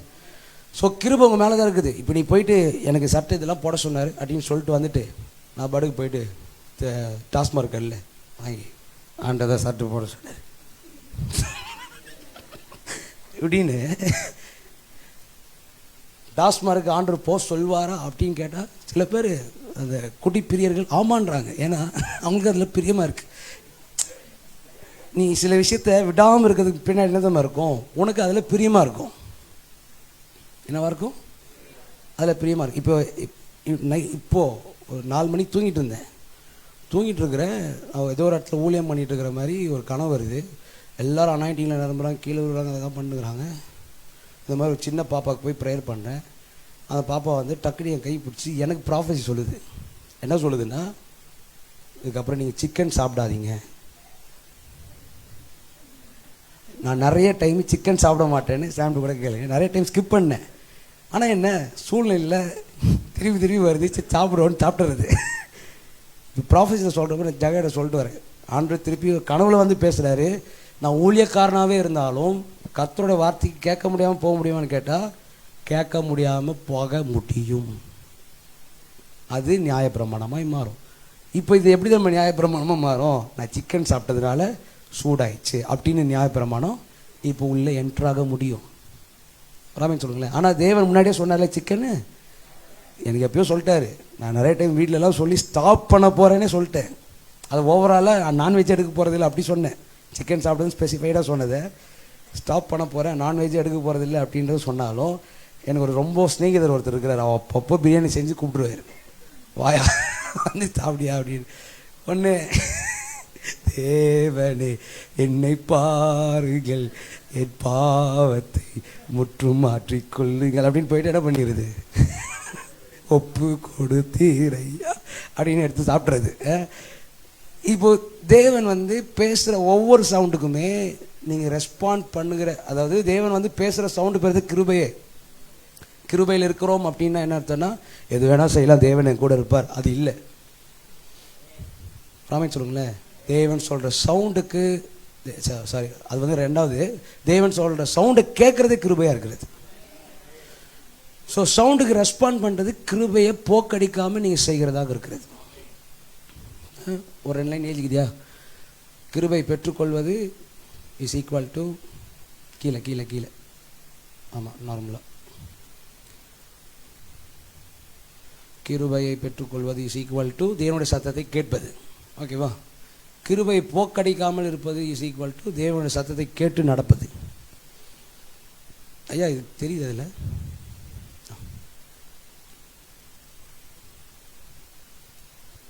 புரிதுங்களா? ஸோ பெரியவங்க நீங்கள் எல்லோரும் ட்ரை டு அண்டர்ஸ்டாண்ட். ஸோ இது வந்து கொஞ்சம் டீப்பாக இருக்கிறதுனால நான் ட்ரை டு அண்டர்ஸ்டாண்ட் அப்படின்றேன். கர்த்தர் உங்களை ஆசீர்வதிப்பாராக. ஓகே, ட்ரெஸ்ஸு என்ன போட்டேன் லாஸ்ட்டாக? இல்லை அது மேலே என்ன போடுவேன் பாயிண்ட்டு? அதுக்கு சமாதானம் என்ன இல்லை, சமாதானம் இல்லாமல் இருந்து வாழ்ந்தவங்க தான் பழைய ஏற்பாடு. ஆனால் புதிய ஏற்பாட்டில் ஏசாயா 53 அதிகாரத்தில் சொல்கிறாரு, சமாதானத்தை உண்டு பண்ணுகிற ஆக்கினைன்னா சொல்லுங்கள், தண்டனை. உனக்கு சமாதானத்தை கொடுக்கறதுக்கு எனக்கு தண்டனை வந்துச்சுன்னா எப்படி இருக்கும்? யோசித்து பாருங்கள். பழைய ஏற்பாட்டில் ஒருத்தர் கூட சமாதானமாகவே இல்லாதனால தான் சமாதானத்தை உண்டு பண்ணுகிற ஆக்கினை. ஏசாயா 53 4 அப்படியே வாசிங்களேன். 4 அப்படியே வாசிடுவாங்க 4th வசனத்துலேருந்து. ஓகே. சுமந்தார்.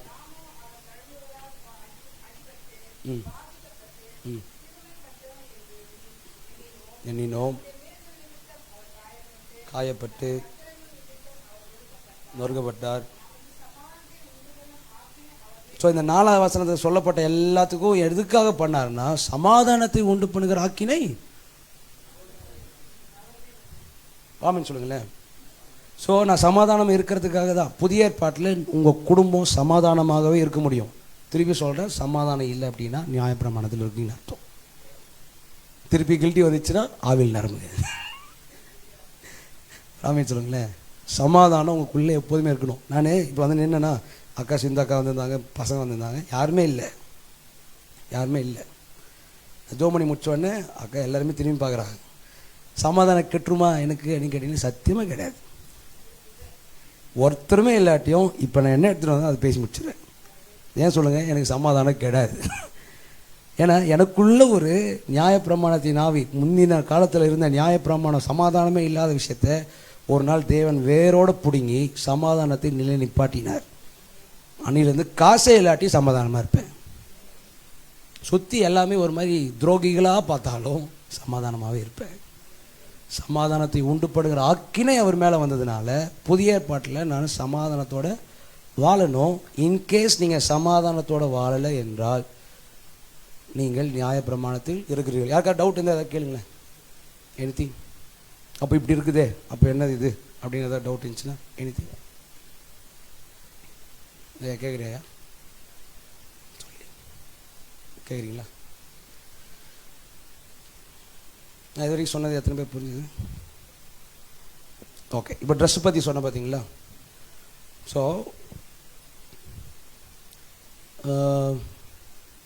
613 பிரமாணம். ஓய்வு நாட்கள் வந்து இங்கே ஒன்று தான் இருந்தது, இங்கே 7 நாள் இருக்குது. இதில் வந்து கிருபையை போக்கடிக்கிறது, இது வந்து கிருபையை போக்கடிக்கிறதுனா 7 நாளையும் நான் வந்து கர்த்தரை ஆசரிக்காமல் என்னது சண்டே சர்வீஸ் 2 மணி நேரம் பாஸ்ட் இந்த 4 மணி நேரம் வைக்கிறார் இப்போ துரோகி அப்படின்ற மாதிரி பார்த்தீங்கன்னா 4 மணி நேரம் உட்காருங்க, இப்போ என்ன உங்களுக்கு அப்படின்ற இடத்துக்கு இந்த பிரமாணம் சொல்லுகிறது. நான் ரீசெண்டாக நிதிஷ் எனக்கு ஒன்று அமிச்சான். அதில் வந்து என்ன என்ன நினச்சதில்ல, பாஸ்டர் சீக்கிரமாக முடிச்சிட்டாரு அப்படின்ற மாதிரி ஏதோ ஒன்று போட்டிருந்தான். அதுக்கு நான் சரி கமெண்ட்டில் பசங்க நிறைய பேர் அடிச்சிருப்பாங்களே, சின்னதாக கமெண்ட் அடிச்சிருக்காங்க. போய் பார்த்தா ஒருத்தங்க கூட எங்கள் பாஸ்டர் வந்து கரெக்டாக டைம் முடிச்சாருன்னு இல்லவே இல்லை. அதை நம்ம சொல்ல மாட்டோம், ஓகே நம்ம சர்ச்சை அப்படி போகுது. மற்ற சர்ச்சில் எந்த சர்ச்சிலுமே வந்து அந்த மாதிரி வந்து எங்கள் சர்ச்சு டைம் முடிச்சிடறாரு அப்படின்ற மாதிரி ஒருத்தர் கூட கமெண்ட் பண்ணல. அதுக்காக டைமிங் முடிக்காமல் போவோமா? உங்களுக்குள்ளே இருக்கிற 1 மணி ஆனோன்னா கை இப்படி இப்படி நடுங்கும் பார்த்தீங்களா, அதை நினைவில் வைத்து முடிக்கணும்னு ட்ரை பண்ணலாமே தவிர, ஆனால் 3 மணி நேரத்தில் முடிக்கணுன்றது பிரமாணத்தில் இல்லை, கிருபையில். சாப்பிடாமல் இருக்கிறதுனால அப்படி கிட்ட நடுங்கும் பார்த்தீங்களா, சுகர் பேஷண்ட்டு. ஸோ இந்த மாதிரி இருக்கு. அதை நினைவில் வைத்துக்கொண்டு சில பேர் வந்து இங்கே நடந்துட்டு இருக்கும்போதே டக்குன்னு நம்ம பிரியாணி கடை பக்கத்தில் திறந்துடுறாங்க. வேறு என்ன பண்ணிடுறாங்க, சில பேர் அப்படியே சைலண்டாக போயிட்டு சாப்பிட்டு வேற வந்துடுது. சொல்லுங்கள், எதுவுமே தப்பு இல்லைங்க. சொல்லுங்கள், எதுவுமே தப்பு இல்லைங்க. கிருபையை போக்கடிக்காமல் இருந்தால் போதும். கிருபையை ஃபாலோ பண்ணுற அளவுக்கு 1 மணிக்கு முடிக்கணுமா, முடிக்கிறது நல்லது. 12 மணிக்கு முடிக்கிறது நல்லது. அதுக்குன்னு சில ஸ்டெப்ஸ்லாம் எடுத்துகிட்டு இருக்கு. கண்டிப்பாக நான் கிருபை போக்கடிக்காமல் அதில் முடிச்சுடுவேன். கண்டிப்பாக சில காலங்களில் நீங்கள் வந்து ஆச்சரியப்படுவீர்கள், எங்கள் பாஸ்டர் ரொம்ப 1 மணிக்கெலாம் முடிக்கிறாரு அப்படின்னு சொல்லி நீங்கள் வியந்து போகிற அளவுக்கு சில காரியங்கள் தெரியல இருக்கலாம்.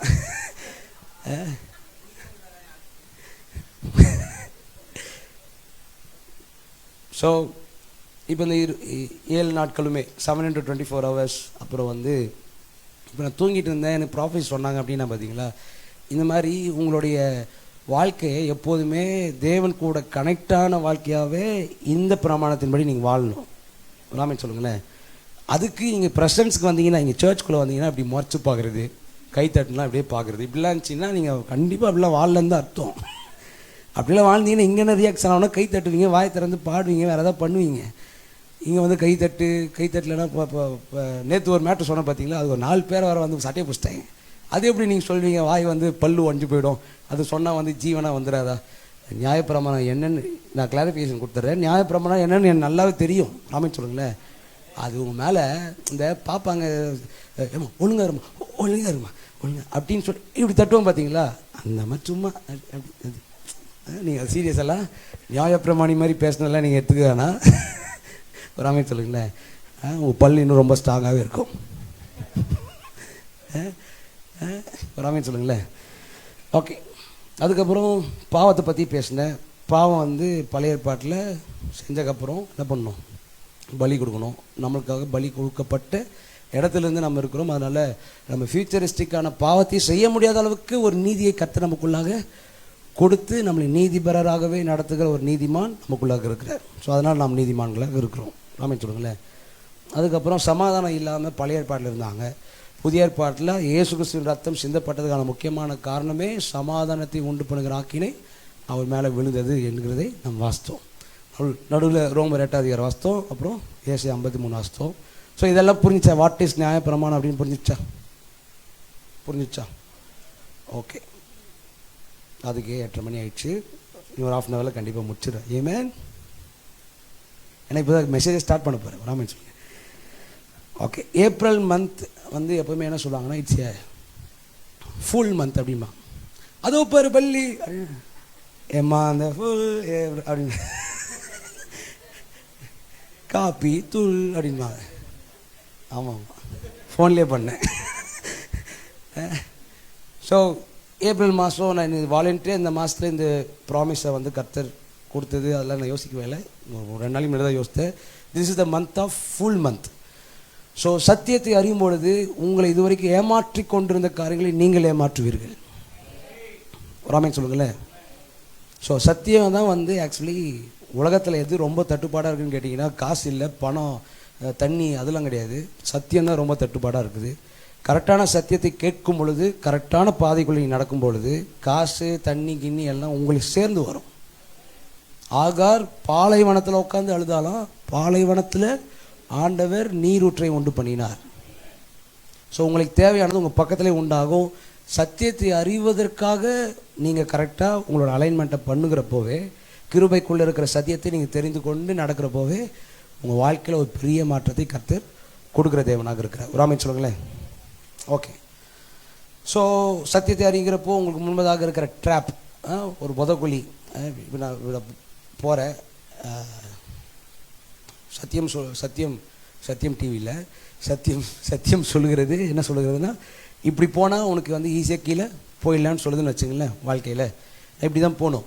ஆனால் சத்தியத்துக்கு புறம்பாக அங்கேருந்து கை காமிக்கிறேன். எப்படி காமிக்கிறேன்னா, ஜன்னலுக்கு போய் அங்கேருந்து எதிரி வச்சுட்டு ஈஸியாக கீழே போயிடலாம் அப்படின்னு உலகத்தில் சொல்லப்படுகிற தேவனுக்கு புறமான வார்த்தைகளை நீங்கள் ஃபாலோ பண்ணாமல் இருந்தீங்கனாலே ட்ராப்லேருந்து தப்பிச்சிடுவீங்க. பிசாஸ் எங்கே தெரியுமா ட்ராப் வைக்கிறான்? பிசாஸ் ஸ்ட்ரைட்டாக 2 கொம்பு வச்சுன்னு, தோ நான் உனக்கு முன்பதாக வந்திருக்கிறேன் அப்படின்னு சொல்லி ட்ராப் வைக்கிறவன் கிடையாது. எவன் ஒருத்தன் ஆவினால் ஏவப்படாமல் பேசுகிற ஆலோசனையை கேட்குறானோ அன்றைக்கி அவன் ட்ராப்புக்குள்ளே போயிட்டான்னு தான் அர்த்தம். ஆமேன்னு சொல்லுங்களேன். நீங்கள் மாம்சம் ஒரு பெரிய கடவுள் மாதிரியும், கடவுள் ஒரு பெரிய கடவுள் மாதிரியும் நீங்கள் பார்க்கணும். உங்களுக்குள்ளே தென்படுகிற மாம்சம் உங்களை அழிவுக்கு நேராக இழுத்து செல்ல முடியும். ராமன் சொல்லுங்களேன். ஸோ சத்தியமானது என்ன பண்ணுவோன்னா, அந்த அழிவிலிருந்து உங்களை காப்பாற்றும், விடுதலையாக்கும். ராமன் சொல்லுங்களேன். ஸோ சொல்லுங்கள், ட்ராப்பு என் வாழ்க்கையிலேருந்து நீக்கப்படுகிறது.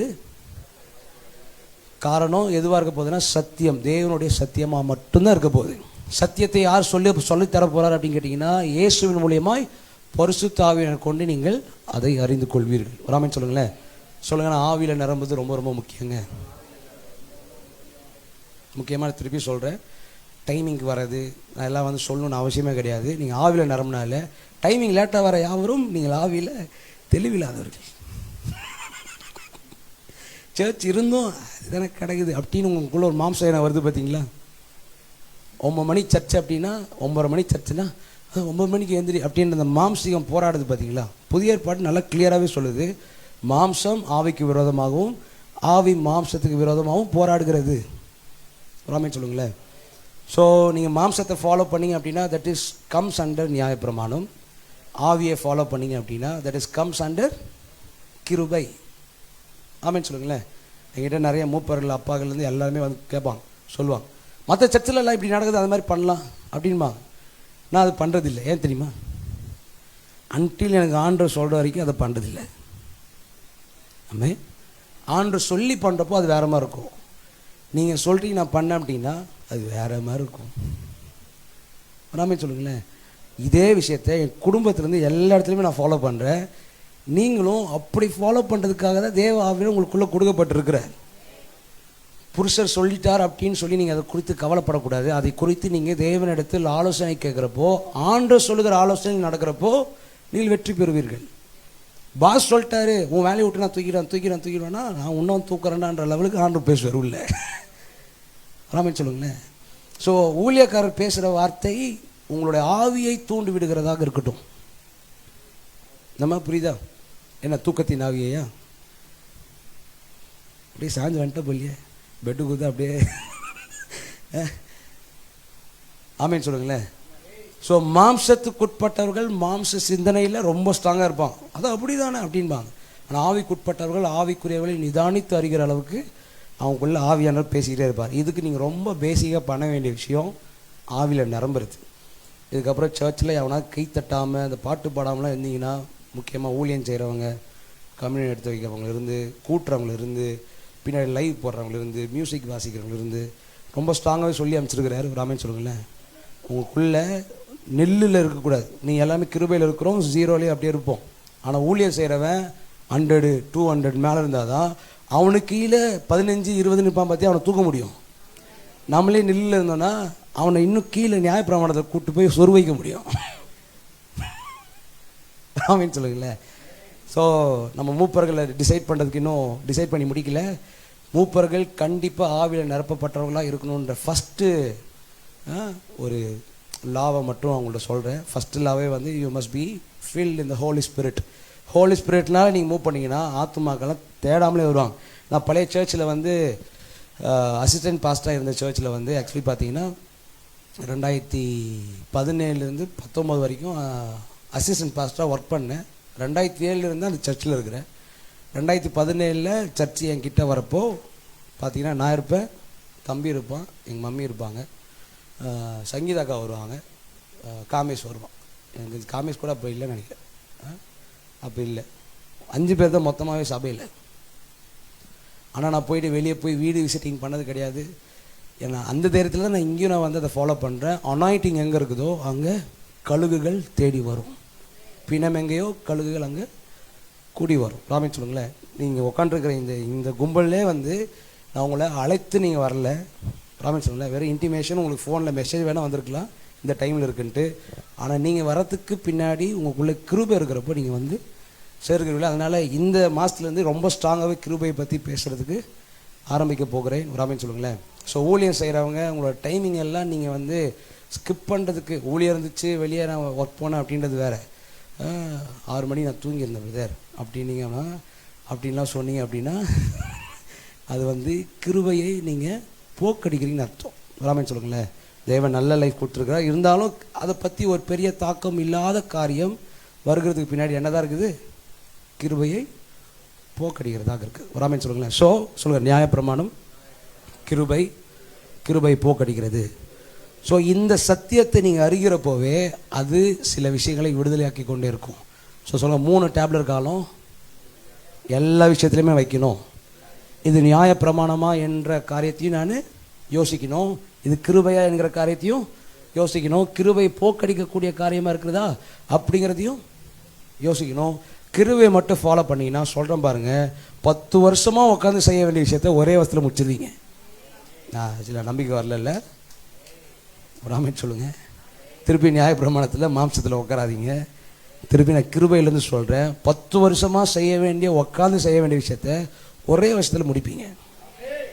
ராமேன்னு சொல்லுங்களேன். ரொம்ப நாளாக வச்சு அப்படியே அதை வந்து பிரதர் அந்த தம்பி வந்து அவன் தப்பாக போயிட்டான், அவனை பிடிச்சி உட்கார வச்சு அவன் மைண்டை போட்டு மாற்றி கீத்தி அவனை வந்து அப்படி பண்ணி தான் வந்து கூப்பிட்டு வரணும் பிரதர் அப்படின்னு உலகம் சொல்கிற இடத்துல கிருபையோடு போய் உட்காரவன் 2 செகண்டில் மாற்றி விட்டு வந்துடுவான். ராமேன்னு சொல்லுங்களேன். பைபிள் காலேஜிலலாம் நிறைய சாட்சி கேட்டிருக்கோம்ல, அவர் வந்து ஜஸ்ட்டு பிரசங்கம் பண்ணிட்டு முடிச்சுட்டு போனதுக்கப்புறம் அதுக்கப்புறம் நான் குடிக்கவே இல்லை, தண்ணி இல்லை, டாஸ்மார்க்கு குடிக்கிறதே நான் மறந்துட்டேன் அப்படின்னு சொன்ன சாட்சிகளாக இருக்குதான். ராமேன்னு சொல்லுங்களேன். சத்தியம் கரெக்டாக உள்ளே போனாலே, கிருபையை கரெக்டாக பேசிட்டே இருந்தாலே சூப்பராகவே என்ன ஆகிடலாம், மாறிடலாம். ராமேன்னு சொல்லுங்களேன். ஸோ ட்ரெஸ் இப்படி போடுறதுனால கிருபையை போக்கடிக்கிற ரேஞ்சுக்கு நீங்கள் பார்க்கக்கூடாது. கிருபையை போக்கடிக்கிற ரேஞ்சுக்கு நீங்கள் பார்க்கக்கூடாது. கிருபைக்குள்ளே ஒழுங்குன்னு ஒன்று இருக்குது பார்த்தீங்களா, அதை ஃபாலோ பண்ணுகிறவர்களாய் நம்ம இருக்கணும். கிருபை போக்கடிக்கிறதுனா 2 மணி வரைக்கும் 2:30 மணி வரைக்கும் இழுக்கிறது கிருபை போக்கடிக்கிறது தான். 1 மணி வரைக்கும் இழுத்து அப்படி கட்டுப்படுத்தி ஆமாம் மட்டும் தனியாக வந்து பார்த்தீங்களா, அந்த 1 மணிக்கு இழுத்து எடுத்துன்னு வரணுன்ற ஒரு முயற்சி செய்கிறோம் பார்த்தீங்களா, செஞ்சுனே இருக்கிறோம் பார்த்தீங்களா, வாரம் செஞ்சுனே இருக்கோம் பார்த்தீங்களா, அது கிருபைக்குள்ளே இருக்கணும்னு விருப்பப்படுற விஷயம். ராமேன்னு சொல்லுங்களேன். ஸோ அதனால் முக்கியமாக ஊழியம் பண்ணுறவங்களுக்கு சொல்கிறேன், நீங்கள் 0வில் இருக்கக்கூடாது, நெல்லை நான் கிருபைக்குள்ளே இருக்கிறேன்றது மட்டும் இருக்கக்கூடாது. நீங்கள் நல்ல எக்ஸ்பீரியன்ஸ்டான பர்சன்ஸாக நீங்கள் உங்கள் காரியங்களில் இருக்கணும். பார்க்கும்போது நியாயப்பிரமாணம் உங்கள் கண்ணில் தெரியக்கூடாது, உங்கள் மாம்சீகம் வெளியே வரக்கூடாது, ஆவியானவர் வெளியிருந்து பேசணும். ராமன் சொல்லுங்களேன். ஓகே, இப்போ கடகடன் வாங்க. ஜீசஸ் வந்து நியாயப்பிரமாணத்தை வெறுத்தாரா அப்படின்றதுக்கு மத்தேயு சுவிசேஷம் 23வது அதிகாரத்தை நாம் எடுத்துக்கொள்ளலாம். மத்தேயு 23 எல்லாம் எடுத்துங்க. கடகடன் நம்ம ஃபுல் அதிகாரத்தையும் வாசிக்க போகிறோம். பைபிள் எடுத்துங்கப்பா, கடகடன் எல்லோரும் பைபிள் எடுங்க. மத்தேயு 23வது அதிகாரத்தை நம்ம கடகடன் வாசிக்க போகிறோம். ஸோ ஜீசஸ் வந்து எப்போதுமே கிருபை வச்சதை எல்லாருமே கன்சோல் பண்ணார். என்ன பண்ணார்? கிருபை வச்சதை கன்சோல். ஆனால் நியாய பிரமாணிகளை பார்க்குறப்போ எதிர்த்து நின்றார். விபச்சார சந்ததி அப்படின்னு திட்டுறாரு, கள்ளர்களையும் திட்டுறாரு. ஸோ இந்த மாதிரி வார்த்தையெல்லாம் எங்கே ரொம்ப யூஸ் பண்ணான்னு கேட்டிங்கன்னா, நியாயப்பிரமாணி, அதாவது வேதப்பாரர்கள், பரிசேயர்கள், சதுசேயர்கள், மோசே நியாயப்பிரமாணத்தை ஃபாலோ பண்ண யாவரையுமே அவர் நியாயப்பிரமாணியாகவே என்ன பண்ணுறாரு, வேறு மாதிரி டீல் பண்ணுறாரு. ராமன் சொல்லுங்களேன். எக்ஸாம்பிளுக்கு இன்னொன்று கூட இருக்குல்ல, நேற்று கூட சொன்னேன்ல, ஒரு ஐஸ்வர்யவான் வந்து, ஆண்டவரே நான் வந்து என்னது ஜீவன் அது நித்திய ஜீவனை பெற்றுக்கொள்வதற்கு நான் என்ன செய்ய வேண்டும் அப்படின்னு கேட்டப்போ 10 கட்டளையிலையும் பிரமாணங்களை என்ன பண்ணு, ஃபாலோ பண்ணு அப்படின்னு என்ன பிரமாணத்தை தான் சொல்கிறார். ஏன்னா இயேசு கிறிஸ்துவின் ரத்தம் சிந்தப்படுறதுக்கு முன்னாடி இருந்துச்சு. ஆனால் உள்ளத்துக்குள்ள மாம்சீகம் எழுந்து நின்னதுனால ஒரு நல்ல ஒரு ஸ்ட்ராங் ஒரு வார்த்தை சொல்லிட்டு போகிறார். என்ன சொல்கிறாருன்னா, உங்ககிட்ட இருக்கிறது எல்லாத்தையுமே விற்று தரித்திரர்களுக்கு கொடு. மாம்சம் எங்கே அப்படி மேலே நிற்குதோ அங்கே தான் கை வைக்கிறார். வராமல் சொல்லுங்களேன். ஸோ இயேசு நியாயப்பிரமாணத்தை வெறுக்கிறாரா? ஆமாம், நியாயப்பிரமாணத்தை அவர் வெறுக்கிறார். அவர் போய் தொட்டு சுகமாக்கின ஒவ்வொருத்தருமே ஆண்டவர் கிருபையினால் என்ன பண்ணாருன்னா தொட்டு சுகமாக்கினார். ஆனால் நியாயப்பிரமாணத்தோடு வந்தவனே நியாயப்பிரமாணத்தோடு எதிர்த்து கேள்விகளை கேட்டார். ராமன் சொல்லுங்களேன். ஸோ 23 மத்தேயு 23 நம்ம கடகடன்னு சேர்ந்து எல்லாம் சேர்ந்து வாசிக்க போகிறோம். உட்காந்து அவ்வளோதான், இது அவ்வளோதான். சேர்ந்து வாசிக்கலாமா எல்லாம் சேர்ந்து? பின்பு இயேசு ஜனங்களை தம்முடைய சீஷரை நோக்கி, வேதபாரகரும் பரிசேயரும் மோசேனுடைய ஆசனத்தில் எங்கே உட்காந்துருக்குறாங்களா? மோசையோடைய ஆசனம். மோசையோட ஆசனம் ஒரு சேர். அவங்களுடைய அந்த மோசையை சொன்ன பிரமாணங்களுக்குள்ளாக என்ன பண்ணுறாங்களா, உட்காந்துருக்குறாங்க. ஸோ ஆகையால் 3வது வசனம், ஆகையால் நீங்கள் கை கொள்ளும்படி அவர்கள் உங்களுக்கு சொல்லுகிற யாவையும் கை கொண்டு செய்யுங்கள். அவர் என்ன சொல்கிறாருன்னா, என்ன பண்ணுங்க, அவங்க சொல்கிறது எல்லாத்தையுமே கை கொண்டு செய்யுங்கள். ஆனால் எங்கே வர்றாருன்னா, பாயிண்ட் எங்கே வர்றாருன்னா, நியாயப்பிரமாணத்தை பேசுகிறவங்க கிட்ட வர. ராமன் சொல்லுங்களேன். இப்போ நியாயப்பிரமாணம் முடிக்கப்பட்டிருக்குன்னு சொல்கிறவங்க ராமன் சொல்லுங்கள். இப்போ நியாயப்பிரமாணம் எப்படி ஆக்டிவேஷனில் வருது? நீங்கள் மாம்சத்தில் இருக்கிறப்ப ஆக்டிவேஷனில் வருது, ஆமாவா? ஸோ நியாயப்பிரமாணம் பிரசங்கித்தது போல் இப்போ யாரும் பிரசங்கிக்க முடியாது. நியாயப்பிரமாணம் எழும்ப முடியும் அப்படின்னா எங்கே எழும்ப முடியும்னா மாம்சத்தில் மட்டும்தான் எழும்ப முடியும். ராமன் சொல்லுங்களேன். எக்ஸாம்பிளுக்கு சொல்கிறேன், நாளைக்கு எனக்கு BMW கார் வந்து ஸ்டைலாக வந்து இறங்குறேன். உங்களுக்கு எல்லாருக்கும் வயிறு எறியுமா? இல்லாட்டி இப்போ சொல்லுங்க, யா அந்த கார்லேருந்து இறங்கும் போது இவர் ஒரு பாஸ்டர், இவருக்கு எதுக்கு இந்த BMW கார் அப்படின்னு ஒரு நியாயப்பிரமாணம் எழுமிச்சு அப்படின்னா அது பைபிள்லேருந்து வந்த நியாயப்பிரமாணம் இல்லை, மாம்சத்திலேருந்து வருகிற நியாயப்பிரமாணம். உண்மையாக சொல்கிறேங்க, ரத்தம் சிந்தக்கப்பட்டக்கப்புறம் நியாயப்பிரமாணம் அழிக்கப்பட்டுச்சு. இப்போ நியாயப்பிரமாணம் ஆக்டிவேஷனில் வர முடியும்னா உங்கள் மாம்சத்திலேருந்து வர முடியுமே தவிர வேறு எந்த இடத்துலேருந்து வர முடியாது. மாம்ச எண்ணங்கள் மட்டுமே என்ன ஆகும், நியாயப்பிரமாணமாய் மாற்றப்பட முடியும். ராமன் சொல்லுங்களேன். ஓகே, நீங்கள் அவர் சொல்கிறதெல்லாம் செய்யுங்க. ஆனால் அவர்கள் என்ன பண்ணலையா, அப்படியே அந்த பாதிலேருந்து வாசிங்க, அவர்கள் செய்களின்படியே செய்யாதிருங்கள். ஏன்னா அவங்க ஒன்றுமே செய்ய மாட்டானுங்க. அதெல்லாம் என்ன பண்ணாது, அவங்க படி என்ன பண்ணிடாத, செஞ்சிடாத. ஏனெனில் அவர்கள் சொல்லுகிறார்கள், சொல்லியும் செய்யாதிருக்கிறார்கள் அப்படின்னோடனே, ஓ அப்போ நியாயப்பிரமாணத்தை பேசிட்டு கரெக்டாக செய்யணும் போல் அப்படின்னு அவர் மீன் பண்ணல. நியாயப்பிரமாணம் தேவையில்லை. நியாயப்பிரமாணத்தினுடைய பலவீனத்தை என் மூலியமாய் கொடுக்குற காலத்தில் நம்ம இருக்கிறோம். ஸோ என் மூலியமாக நீங்கள் அதை பெற்றுக்கொண்டு நீங்கள் செய்வீங்கன்னு சொல்ல வர. நீங்கள் நியாயப்பிரமாணத்தை டைரெக்டாக செய்யக்கூடாது. ராமன் சொல்லுங்களேன். எக்ஸாம்பிள் சொல்கிறேனே, மைக்ரோவேவ் ஓவன் இருக்கும்ல, இந்த சரி அது விட்டுருங்க, ஸ்டவ்வில் வந்து கடாயி, ஸ்டவ் மேலே கடாயி, அதுக்குள்ளே வந்து நல்லா கொதிக்கிற எண்ணெயில் பஜ்ஜி சுட்டுக்கிறீங்க. என்ன பண்ணுக்கிறீங்க, பஜ்ஜி சுட்டுக்கிறீங்க. நல்லா சுட்டு முடிச்சு நல்லா கொதிக்குது, நம்ம நல்லா எண்ணெய் கொதிக்குது, கை விட்டு அள்ளி இதில் ஊற்றுவீங்க. கை பஜ்ஜி வெளியே ஒரு போடு கை பஜ்ஜி யாருக்காக வேணும் சாப்பிட்டு போங்க. கையெத்த அதில் எடுத்து ஊற்றுவீங்க. இல்லை, அதுக்கு ஒரு நடுவில் ஒன்று தேவைப்படுது, நடுவில் ஒரு மீடியேட்டரிங் தேவைப்படுதுல்ல. அதற்போல தான் நியாயப்பிரமாணம் அவசியம். ஆனால் நீங்கள் செய்யக்கூடாது, ஏசு செய்து முடித்ததை விசுவாசித்து வாழணும். ராமன் சொல்லுங்களேன். பொய் சொல்லக்கூடாதா? என்னங்க, பொய் சொல்லக்கூடாதாம்மா? சொல்லாமல் சொல்லக்கூடாதா? சொல்லிட்டீங்கன்னு வச்சுங்களேன், என்ன பண்ணலாம்? அதோட நீ கிறிஸ்துவர்கள் இல்லை அப்படின்னு வந்துடுமா? இல்லை. சொன்னாலும் திருப்பி என்னை பொய் சொல்லாத அளவுக்கு கிறிஸ்துவின் ஜீவன் என்னை பலப்படுத்தட்டுன்ற ஏரியாவுக்கு நீ வரணும். அது பேர் தான் கிருபை. பொய் சொல்லிங்கன்னா பொய் சொல்லினே இருப்பேன், கிருபையில் இருக்கிற அப்படி கிருகிருன்னு போக வேண்டியதான். ராமேன் சொல்லுங்களேன். நியாயப்பிரமாணம் பாவம் செய்யக்கூடாதுன்னு சொல்லுது. பாவம் செய்யலாமா? செஞ்சிடறீங்க, என்ன பண்ணலாம்? தூக்கி போட்டுடலாமா? தூக்கி போட்டு தலையை வெட்டி சாவச்சு இதோட போ அப்படின்னு விட்டுலாமா? நீங்கள் சாவர வரைக்கும் பாவத்தை செஞ்சாலும் திருப்பி ஆண்டவர்கிட்ட போயிட்டு, ஆண்டவரே இல்லை, மன்னிப்புன்றது ஆண்டவர் என்னைக்கும் மன்னிச்சிட்டாரு, நீ திருப்பி ஜீவனில் எழும்பி நிற்கிற ஏரியாவுக்கு நீ வரணுன்ற. ராமன் சொல்லுங்களேன். சொல்லலாம், ஜீவனில் எழும்பி நிற்கிறதுக்கு நான் வரணும். அதுக்கு தான் கிருபை தேவைப்படுது. வசனம் சொல்றது, எங்கே பாவம் பெறுகிறதோ அங்கே, யோசித்து பாருங்களேன், எங்கே பாவம் பெறுகிறதோ அங்கே கிருபை பெறுகிறது. எதுக்கு தெரியுமா? நீ பாவத்தை மேற்கொள்வதற்காக கிருபை அதிகமாக வருதான். ராமன் சொல்லுங்களேன். இன்னும் மாம்சத்தில் உட்காந்துருந்தீங்கன்னா ஒன்றும் பண்ண முடியாது. ஆமென். 4வது வசனம். பாரமான சுமைகளை கட்டி மனுஷர் தோள்களின் மேல் சுமந்து இருக்கிறார்கள். மனுஷனை ஒரு பயங்கரமான சுமையை கொடுத்து அதை பண்ணாத இதை பண்ணாதன்னு சொல்லிட்டு இவங்க என்ன பண்ண மாட்டாங்களா? தொடவே மாட்டாங்க. இந்த மாம்சத்தில் மூவ் பண்ணுறோம், மற்றவங்க அப்படி பண்ணி இப்படி பண்ணணுமா, அது விஷயத்தை இவன் பண்ண மாட்டான். அப்புறம் தங்கள் காண வேண்டும் என்று செய்கிறார்கள், தங்கள்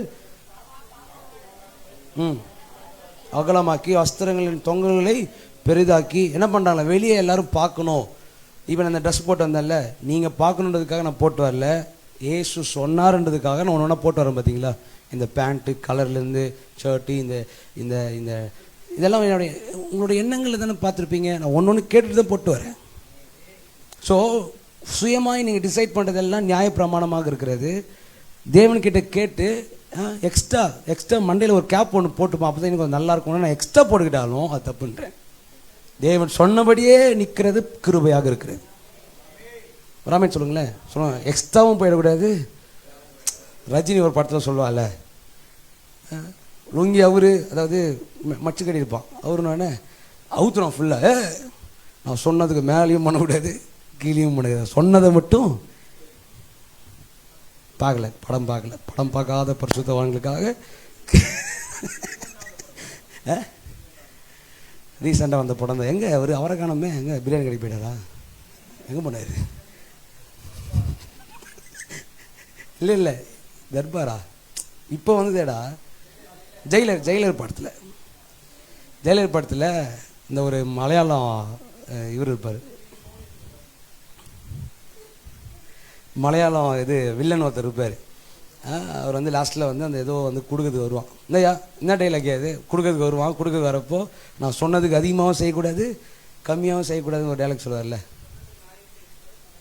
கீழே செய்யக்கூடாது, சொன்னதை மட்டும் செய். ராமன் சொல்லுங்களேன். கிருபன்றது ஜெயிலரில் ரெஃபரன்ஸ் கொடுக்குற மாதிரி, ஜெயிலரின் அதிகாரம் 3ஆம் வசனம். சரி, இப்போ ஒன்று கேட்குறேன், இப்படி சினிமாவை பற்றி பேசுறது கரெக்டாக தப்பா? ஆவியானருக்குள்ள இருந்து அவர் கல்லை கொண்டு பேசுவார், கழுதியை கொண்டு பேசுவார். நீ டக்குன்னு பிரமாணியாக மாறி அது எப்படி ஜெயிலர்லேருந்து அப்படின்னீங்கன்னா நீங்கள் திருப்பி நியாய பிரமாணத்தில் உட்காந்துருக்கீங்கன்னு அர்த்தம். ராமன் சொல்லுங்களேன். அதுலேருந்துலாம் வெளியே வாங்க. கிருபையை போக்கடிக்குதுன்னா ஆண்டவரே சொல்லாத டைலாக்லாம் பேசியிருந்தான்னு வச்சுங்களேன், அது கிருபையை போக்கடிக்கிறது. ஆண்டவர் சொல்லுகிற விஷயத்த சொல்லினு தெரியும், நானும் நான் பார்த்துறாருல. இப்போ நான் சொல்லியிருந்ததுக்கு முன்னாடி சொல்லியிருந்தேன், புரிஞ்சிருக்குன்றீங்க, புரியல. ஆனால் திடீர்னு ரஜினியை பற்றி பேசினோடனே, ஓ ரஜினி, ஆமாம் அந்த படம், ஓ அப்படியா அப்படி உங்களுக்கு புரியுதுல்ல.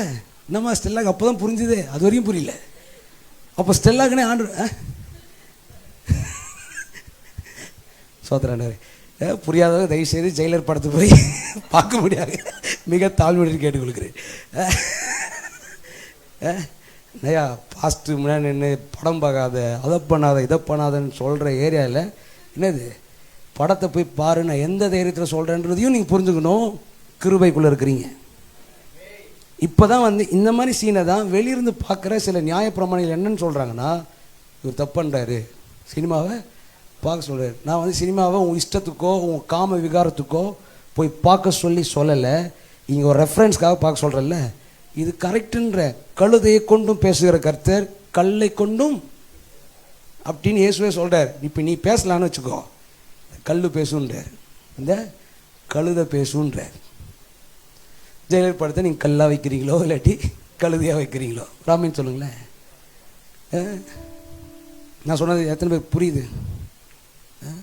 ஒரே ஒரு ராமன் தான் வருது. நம்ம ஸ்டில் அதுக்கப்புறம் தானே உனக்கு புரிஞ்சுது. இவங்க ஒருத்தருக்கு இந்த விஷயம் புரியறதுக்காக ஆண்டு பேசுறது தப்பே கிடையாதுன்ற. ஏன்னா அதில் அப்படியே திடீர்னு வரத்தில் அப்படி கில்ட்டிக்கு வருவோம் பார்த்தீங்களா, எனக்கு அந்த ஒருத்தர் புரிஞ்சாலும் சொல்லுவாங்க பார்த்தீங்களா, ஆவியானவர் தான் பேசிக்கிறேன்னு இடத்துக்கு வந்துடுவேன். ஆவியானவர் தான் பேசணும். ஆவியானவர் தான் 24 மணி நேரமும் எனக்குள்ளே வந்து பேச வேண்டிய ஒரு இடத்துல இருக்கிறார். ஸோ நியாயமாக அது எப்படி பரிசுத்தம் இல்லாத ஒரு சினிமாவின் டைலாக்கை தூக்கி எடுத்துன்னு வந்து இங்கே சொருவி அதை கொண்டு எப்படி பரிசுத்தமாய் செய்ய முடியும்? ஆண்டவரே பரிசுத்தமாக இருந்தவரே பரிசுத்தம் இல்லாத இடத்துக்கு வந்து எல்லாத்தையும் செஞ்சார். ராமன் சொல்லுங்களேன். பாவியில் இடத்துல போய் உட்காந்து எல்லாத்தையுமே செஞ்சார். பாவியலின் சிநேகிதன் என்ற பேர் வாங்கினார். ஒன்றே டக்குன்னு சில பேர் என்ன தான் சொல்லுவாங்க, சங்கீதம் 1 வாசிங்க, என்னது துமாக்களோட ஆலோசனையில் நடவாமல், பாவியோட வழியில் நெல்லாமல், பரியாசக்காரர்கள் உட்காராதே அப்படின்னு எதுக்கு அந்த மேட்ரு சொன்னாங்கன்னா, கீழே வாசிங்கன்னா இரவும் பகலும் கர்த்தருடைய வேதத்தில் தியானமாக இருக்கக்கூடாத அளவுக்கு பண்ணுகிற இவர்கள் இடத்துல போய் உட்காராதுன்னு சொல்ல வருது. ஆனால் புதிய ஏற்பாடு பழைய ஏற்பாடு எல்லாம் என்ன சொல்லுதுன்னா, பாவியை நேசிக்கணும் தான் சொல்ல வருது. ராமன் சொல்லுங்களேன். ஸோ சொல்லுங்க, தேவன் எதை வச்சு வேணாலும் பேசுவார். ஆமென். 7வது வசனத்தை வாசிங்களேன். சந்தை வேலைகளில் எல்லாம் சேர்ந்து வாசிப்போம். 7வது வசனம். ரபி என்று அழைக்கப்படுவதையும் விரும்புகிறார்கள். அவர் என்ன பண்ணுறாங்களா? வெளியே காமிக்கிறாங்களா? அப்படி விரும்புகிறாங்களா? யாராவது நீங்கள் வந்து என்னை வந்து உயர்த்தி வைக்கணும் அப்படின்னாலே அந்த மாம்சீக எண்ணங்கள் வந்தாலே தட் இஸ் நியாயப்பிரமாணம். ராமன் சொல்லுங்களேன். விரும்புகிறாங்களா? அப்புறம் அடுத்து, நீங்களோ ரபி என்று அழைக்கப்படாதிருங்கள், கிறிஸ்து ஒருவரே உங்களுக்கு போதகராக இருக்கிறார். யாருக்குள்ளெல்லாம் கிறிஸ்து இருக்கிறார்? யாருக்குள்ளெல்லாம் கிறிஸ்து இருக்கிறார்? நீங்கள் ஒரு போதகராக இருக்கிறீங்க. நீங்கள் பேசினா தப்பு, உங்களுக்குள்ளே இருக்கிற கிறிஸ்து பேசினா அது கரெக்டு. ராமன் சொல்லுங்களேன். இங்கே இருக்கிற எல்லாருக்குமே நான் இங்கே பலிபீடத்தை கொடுக்கறதுக்கு முக்கியமான காரணம், உங்களுக்குள்ளே இருக்கிற கிறிஸ்துவை நீங்கள் ப்ராக்டிஸ் பண்ணணுன்றதுக்காக தான். உங்களுக்குள்ளே ஒரு பெரிய போதகர் ஒருத்தர் உட்காந்துருக்கிறார். ராமன் சொல்லுங்களேன்.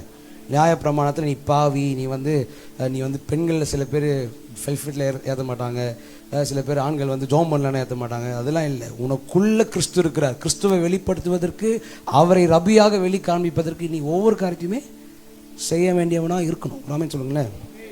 அதனால் சொல்கிறார். என்ன சொல்கிறார்? கிறிஸ்து ஒருவரே உங்களுக்கு போதகராக இருக்கிறார், நீங்கள் எல்லாரும் சகோதரராக இருக்கிறீர்கள், பூமியிலே ஒருவனையும் உங்கள் பிதா என்று சொல்லாதிருங்கள். இது மட்டும் எவனுமே சொல்லக்கூடாது. இவர் தான் என்னுடைய ஃபாதர் அப்படின்னு சொல்லக்கூடாது. அந்த போஸ்டிங்க்கு யார் ஒரே ஒருத்தர் தகுதியானவர்? எப்போ வந்து நான் என்னைக்காவது நான் உங்கள் பாஸ்டராக இருக்கிற நீங்கள் பண்ணி ஆகணும் அப்படின்னு நான் பேசினேன்னா, ஐ பிகேம் நியாயப்பிரமாணி. ராமன் சொல்லுங்களேன். கரெக்டாக 10 மணிக்கு வந்துடணும் அப்படின்பேன். 10 மணிக்கு வந்துடணும், வரலன்றவங்களுக்கு திட்டம் செய்வேன். ஆனால் நெக்ஸ்ட் டைம் நீங்கள் லேட்டாக வந்தாலும் எதுவும் சொல்கிறது இல்லை. ஏன் தெரியுமா? ஐ எம் நாட் நியாயப்பிரமாணி. ராமன் சொல்லுங்களேன். நான் கிருபைக்குள்ளே உங்களை பார்க்குறேன். வேலை இருந்திருக்கும், இது இருந்திருக்கும். ஆனால் உங்கள் மாம்சத்தை அழிப்பதற்கு ஒவ்வொரு நாளும் அதை கொஞ்சம் என்ன பண்ணிக்கிறேன், தோண்டி வெளியே எடுத்துக்கினே இருக்கிறேன். ராமன் சொல்லுங்களேன். இந்த சர்ச்சுக்கு வந்ததுக்கப்புறம் நான் வளர்ந்துருக்கிறேன்னு சொல்கிறேன். ராமன் சொல்லுங்கள். அல்லேலூயா. எந்த கோட்பாடும் எந்த பிரமாணங்களும் நம்ம சர்ச்சில் வைக்கப்படுறதில்லை. நீங்கள் பாட்டுக்கு வரலனாலும் ஒன்றும் பிரச்சனை கிடையாது. ராமன் சொல்லுங்களேன். ஆனால் தேவன் உங்களை வளர்த்து கொண்டிருக்கிறார். அபிஷேகம் பண்ணப்பட்ட எனக்குள்ளே இணைந்திருக்கிற நீங்கள் என்ன மாதிரியே மாறிக்கொண்டிருக்கிறீர்கள். நான் கிறிஸ்துவை போல மாறிக்கொண்டிருக்கிறேன். ஸோ இந்த கனெக்ஷன் நேற்று 1 மாதத்துல அவரை அனுப்பினவரை நீங்கள் ஏற்றுக்கொண்டது மூலியமா இயேசுவை ஏற்றுக்கொண்டீர்கள் என்று அர்த்தம்.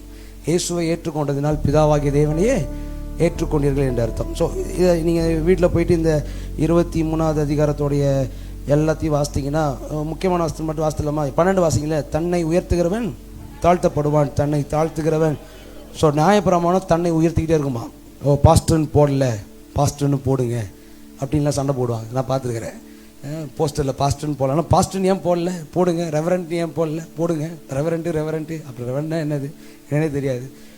கூப்பிடாட்டியும் போஸ்டரே போடாட்டியும் என்னை திடீர்னு பிரசங்கம் கொடுக்க சொன்னாங்க, நான் போய் பிரசங்கம் கொடுத்துட்டு வந்துடுவேன். ராமன் சொல்லுங்களேன், என்னை பற்றி நான் பேசலை. கிருபைக்குள்ளே இருக்கிறப்போ இந்த காரியம் உங்ககிட்டேருந்து வெளிப்படும். தாழ்மை தானாகவே உங்கள்கிட்டேருந்து வெளிப்படுகிறதாக இருக்கிறது. ஏமேன்னு சொல்லுங்களேன். அல்லேலூயா.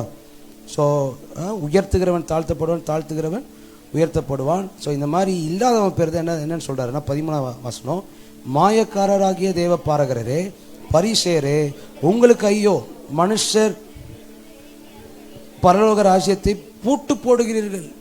என்ன பண்ணுறாங்களா, நியாயப்பிரமாணத்தை பேசுகிறவன் என்ன பண்ணுறான்னா பரலோக ராஜ்யத்துக்குள்ளே போகாத அளவுக்கு. நான் சொல்கிறேன், நீங்கள் எல்லோரும் பரலோகத்தில் தான் இருக்கிறீங்க. இன்றைக்கி செத்தீங்கிற நாளைக்கு பால் சொல்லுங்க. இன்றைக்கி செத்த அந்த செகண்டே நீங்கள் பரலோகத்தில் தான் இருப்பீங்க. நரகமான்ற டவுட்டே நீங்கள் இல்லாதவர்கள். இல்லைன்னு சொன்னீங்கன்னா ஆவியில் தூரமாக இருந்தால் இயேசு கிறிஸ்துவின் ரத்தம் உங்களை பரலோகத்துக்கு நிச்சயத்துக்கு நேரம் மாற்றிடுச்சு. நான் எப்போதும் சொல்வேன்ல, நீங்கள் இயேசு கிறிஸ்துவின் ரத்தத்தினால கழுவுப்பட்டு நீ உலகத்தில் போய் என்ன பாவம் என்ன பண்ணு, பரலோக ராஜ்யத்தில் அவர் சேர்த்துப்பார். இந்த ஒத்துக்கொள்ள முடியலன்னா நீ நியாயப்பிரமாணியாக இருக்கீங்கன்னு அர்த்தம். அவர் என்ட்ரி கார்டு போட்டு கொடுத்துட்டார். என்ட்ரி கார்டு போட்டு சார் அப்போ நீ ஜாலியாக நான் வந்து வெளியே சுற்றலாம். அந்த ஜாலின்ற ஒரு ஏரியாவில் நீ வந்து மாயக்காரனை போல இருந்தேன்னா அதை மாத்திரது தான் தடுத்து வச்சிருக்கிறார். ஆனால் நீ இயேசு கிறிஸ்துவின் ரத்தம் மேலே சிந்தப்பட்ட உடனேவே நீ எதுக்குள்ள மாறிடுற, பரலோகவாசியாய் மாறுகிறாய். ராமன் சொல்லுங்களேன். ஸோ கிருபையின் சத்தியம் என்ன சொல்லுதுன்னா, உன்னால் உண்டானதல்ல, இதெல்லாம் தேவனுடைய ஈவாக இருக்கிறது. கல்லர்னு ஒருத்தன் தொங்கிட்டு இருப்பான்ல, ரைட் சைடு லெஃப்ட் சைடில் கல்லன் தொங்கிட்டு இருப்பான்ல. இந்த கல்லனில் கடைசி செகண்டில் அவன் என்ன கேட்குறான், ஆண்டவரே உங்கள் ராஜ்யத்தில் என்னை நினைத்து கொள்ளும் அப்படின்னோடனே அவன் ஞானஸ்தானம் பெறல, பாவரிக்கை பண்ணல, என்ன எந்த கண்டவையுமே பண்ணல. ஒன்று தான் விருப்பப்பட்டு ஞானஸ்தானம் பெற்று இயேசு கிறிஸ்துவின் ரத்தத்தினால கழுவப்பட்டவர்கள் யாவரும் பரலோக ராஜ்யத்துக்கு உட்பட்டவர்களாக இருக்கிறாங்க. பரலோக ராஜ்யில் பரலோகத்துக்கு உட்பட்டவர்களாக இருக்கிறாங்க. இந்த உலகத்தில் அவங்க ஒழுங்காக வாழாட்டியும் செத்து போனாங்கன்னா அவங்களுக்கு பரலோக நிச்சயங்கள் கொடுக்கப்பட்டிருக்கிறது. எனக்கு தெரிஞ்சு நம்ம செல்வராஜ் அப்பாலாம் இருந்தாங்க பார்த்தீங்களா, அவங்க போன வருஷம் இறந்துட்டார். அவர் வந்து கை காலெலாம் விழுந்து போய் இப்படி உட்கார வச்சு பேசுகிறேன். அவருக்கு புரியும் நினைக்கிறீங்க? செல்வராஜ் அப்பா பார்த்துருப்பீங்க, எல்லோரும் பார்த்துருப்பீங்களே. அவர் புரியும் நினைக்கிறீங்களா? அவர் வாய் பேச முடியாது, கை கால் விழுந்து போயிடுச்சு. ஞானஸ்தானம் கொடுத்தோம், ராபோதனை கொடுத்தோம், போதுன்ற இந்த அளவுக்கு தெரிஞ்சிருந்தாலே, இயேசு ரத்தம் சிந்தப்பட்டிருந்து எண்ணங்கள் வேற மாதிரி இருந்தாலே அவங்க தேவராஜ்யத்துக்கு உட்பட்டவர்களாக தான் இருக்கிறாங்க. ஆமேன்னு சொல்லுங்களேன். நான் போன மாதம் வியாசப்பாடில் போய் ஒரு பாட்டி அம்மாவுக்கு ஜோம் பண்ணிட்டு வந்தேன். ஜோம் பண்ண வந்து 2 வாரத்தை செத்துட்டாங்க. நான் என்ன நினைக்கிறேன்னா, ஜோம் பண்ணுறதுக்கு ஆண்டவர் உயிரை பிடிச்சி வச்சுருந்தாரு. பரிசுத்தம் பண்ணப்பட்ட உடனே ஆண்டவர் பரலோக ராஜ்யத்தில் சேர்த்துட்டாரு நான் நினைக்கிறேன். நீங்கள் என்ன நினைப்பீங்க தெரில. ராமன் சொல்லுங்களேன். ஒரு அம்மாவுக்கு கேன்சர். நாங்கள் போயிட்டு 7 நாள் தொடர்ந்து ஜோம் பண்ணோம். பசங்க சில பேர் வந்திருந்தாங்க பேட்டையில். 7 நாள் போயிட்டு சரியாயிடும் 7 நாள் போய் ஜோம் பண்ணி 7ஆவது நாள் செத்துட்டேன். நான் 7ஆவது நாள் கார் எடுத்துன்னு போகிறேன், பார்த்தா வெளியே டக்குன்னு அப்படியே வச்சுருக்குறாங்க. பாதி 7ஆவது நாள் செத்துட்டாங்க. 7 நாளுமே ராபோஜனை கொடுக்கப்பட்டுச்சு. நீ நினைக்கிறீங்களா அவங்களாம் அப்படியே நரகத்துக்கு போயிட்டாங்கன்னு? கண்டிப்பாக கிடையாது. தேவனுடைய பவரே வேறு. உங்களை தனியாக விடுறதுக்காக இவ்வளோலாம் பண்ணல. அவர் கிருபையிலேருந்து உள்ளே இழுக்கணும்னு விரும்புகிறார். ஆனால் நான் சர்ச்சுக்கு என்ன சொல்ல விரும்புகிறேன்னா, கிருபையில் நம்ம 0 அப்படிங்கிற ட்ராவலிங்கை தாண்டி 10, 20, 15, 100, 1000 நீ வீட்டுக்குள்ளே போகும்போதே எல்லாமே சுத்தமாக மாறணும். மாம்சத்தின் எண்ணங்கள்லாம் கலைஞ்சு போனவன் நீ உள்ளே போய் பாரு, வேறு மாதிரி ஆகாது. ராமன் சொல்லுங்களேன். ஸோ உங்களோட முயற்சிகள், உங்களோட எண்ணங்கள் யாவும் இன்னும் கிருபை இன்னும் பெரிதளவுக்கு பார்க்கணுன்ற எண்ணமாக இருப்பதாக. ராமன் சொல்லுங்களேன். அப்புறம் நீங்கள் அதில் பிரவேசிப்பதும் இல்லை, பிரவேசிக்க போகிறவர்களும் பிரவேசிக்க விடுகிறதும் இல்லை. 14ஆவது வசனம், மாயக்காரரே வேதபாரகரே பரிசேயரே உங்களுக்கு ஐயோ, பார்வையாக நீண்ட ஜபம் பண்ணி விதவைகளின் வீடுகளை பச்சித்து போடுகிறீர்கள். நீண்ட ஜபம் பண்ணுறதையும் விதவைகளின் வீடையும் பச்சித்து போது என்ன சம்மந்தனே தெரியல. ராமன் சொல்லுங்களேன். ரொம்ப லாங் ப்ரேயர் பண்ணி எல்லாம் விதவைகளின் வீடு என்ன பண்ணுறீங்களா, பச்சித்து போடுகிறீர்கள். இது நிமித்தம் அதிக ஆக்கினிகளை நிறைய தண்டனை வாங்குவீங்கன்றார். யாரை? நியாயப்பிரமாணத்தை வெளிப்படுத்துறவன். சொல்லுங்க, நான் நியாயப்பிரமாணத்தை வெளிப்படுத்துறவன் இல்லை. அதுக்காக அதிகமான ஜெபம் பண்ணக்கூடாதுன்னு போடப்பட்டதாக இருக்கான்னு கேட்டிங்கன்னா அது இல்லை. 24 மணி நேரம் நீங்கள் நம்ம ப்ரேயர்லேயே இருக்கிறதுக்காக தெரிந்து கொள்ளப்பட்டவர்களாக இருக்கிறீங்க. ப்ரேயர் டைம் ஃபிக்ஸ் பண்ணி உட்காருங்க. ஆனால் அதை தாண்டி 24 மணி நேரமும் உங்கள் மைண்டு ப்ரேயர்லேயே இருப்பதாக. ஆமென். அப்புறம் மாயக்கார 15 மாயக்காரராகிய வேதபாரகரே பரிசேயரே உங்களுக்கு ஐயோ, ஒருவேளை உங்கள்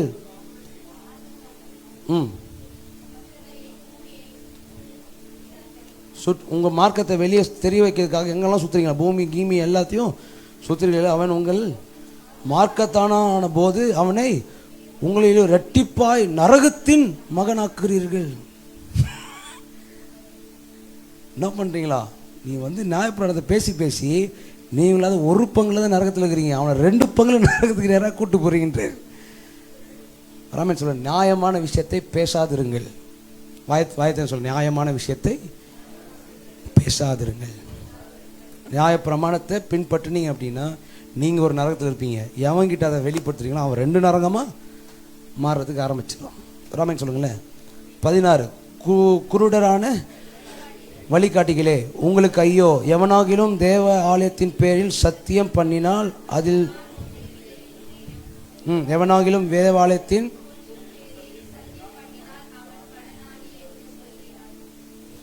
சொல்லுகிறீர்கள். சத்தியம் பண்ணால் ஒன்றும் இல்லை, ஆனால் தேவாலயத்தின் இருக்கிற கோல்டு மேலே நீங்கள் சத்தியம் பண்ணால் ஏன்னா பண ஆசை பிடிச்சவைங்க. ராமன் சொல்லுங்களேன். நியாயப்பிரமாணிகள் எப்போதுமே காணிக்கை போடுறதில்ல ரொம்ப சின்சியராக இருப்பாங்களாம். காணிக்கை கொடுன்பாங்களாம். கொடுத்த காணிக்கை அப்படியே வச்சுக்கிறதுலேயும் சின்சியராக இருப்பாங்களாம். ராமன் சொல்ல அப்படியே கீழே வாசித்தீங்கன்னா புரியும். வாசிங்களேன். மதிக்கேடரே குருடரே எது முக்கியம், கோல்டை பரிசுத்தமாக்குற தேவாலயமா?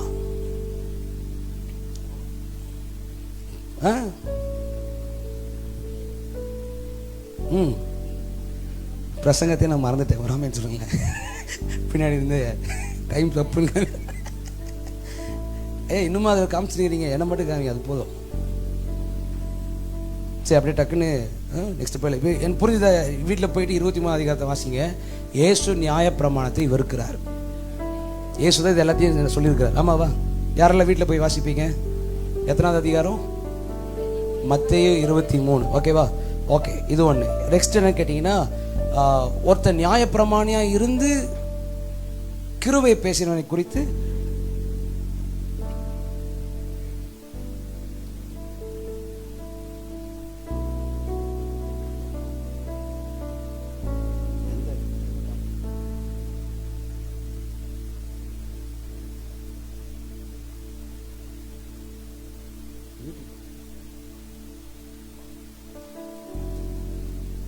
ஓகே நியாயப்பிரமாணத்தை இப்போ நம்ம நியாயப்பிரமாணத்தை இப்போ தான் பார்க்குறோம். இதெல்லாம் இதுவா இதுவா அப்படின்னு பார்த்துருக்குறோமா? ஆமாவா? ஆனால் நியாயப்பிரமாணத்தில் சும்மா பயங்கரமாக வல்லவனாக இருந்தவனை பற்றி பார்த்தீங்கன்னா அவன் கிருபையை பேசுகிறவனும் மாறினான். ஸோ அவனை பற்றி பார்த்துட்டு நம்ம இதை நான் முடிக்கிறதுக்காக விரும்புகிறேன். ஒரு 10 மினிட்ஸ் மட்டும் எடுத்துக்கிறேன். ஓகேவா? இது சொல்ல அப்படின்னா உங்களுக்கு முழுமை அடையாது, அதனால் 10 மினிட்ஸ் மட்டும் எடுத்துக்கிறேன். ஓகே தானே? எல்லாம் சமைச்சு ஃபஸ்ட் வந்திருப்பீங்க. சமைக்காட்டியும் இயேசு நாமத்தில் வீடை தேடி சோறு வருவதாக. ராமன் சொல்லுங்களேன். அப்போஸ்தலர் நிருபத்தை டக்குன்னு எடுங்களேன். 6வது அதிகாரத்தை வாசிங்களேன். அப்போஸ்தலர் 6. ஓகே, ஸோ 1ஆம் வசனத்தில் வாசிக்கலாம். Page number 168. எடுத்துட்டீங்களாம்மா? எல்லாம் எடுத்துட்டீங்களா? எனிவான் பைபிள் இல்லாமல் இருக்காதீங்க. ஐயா பைபிள் இல்லைன்னா அங்கே போய்ட்டு அதில் பாருங்கள். பைபிள் இல்லாமல் இருக்காதீங்க. Okay, so come with your Bibles. 6ஆம் அதிகாரம் 1ஆம் வசனம். அந்நாட்களிலே சீஷர்கள் பெருகின போது தங்கள் விதமான அன்றாட விசாரணையில் திட்டமாய் விசாரிக்கப்படவில்லை என்று எபிரேயருக்கு விரோதமாய் முறுமுறுத்தார்கள்.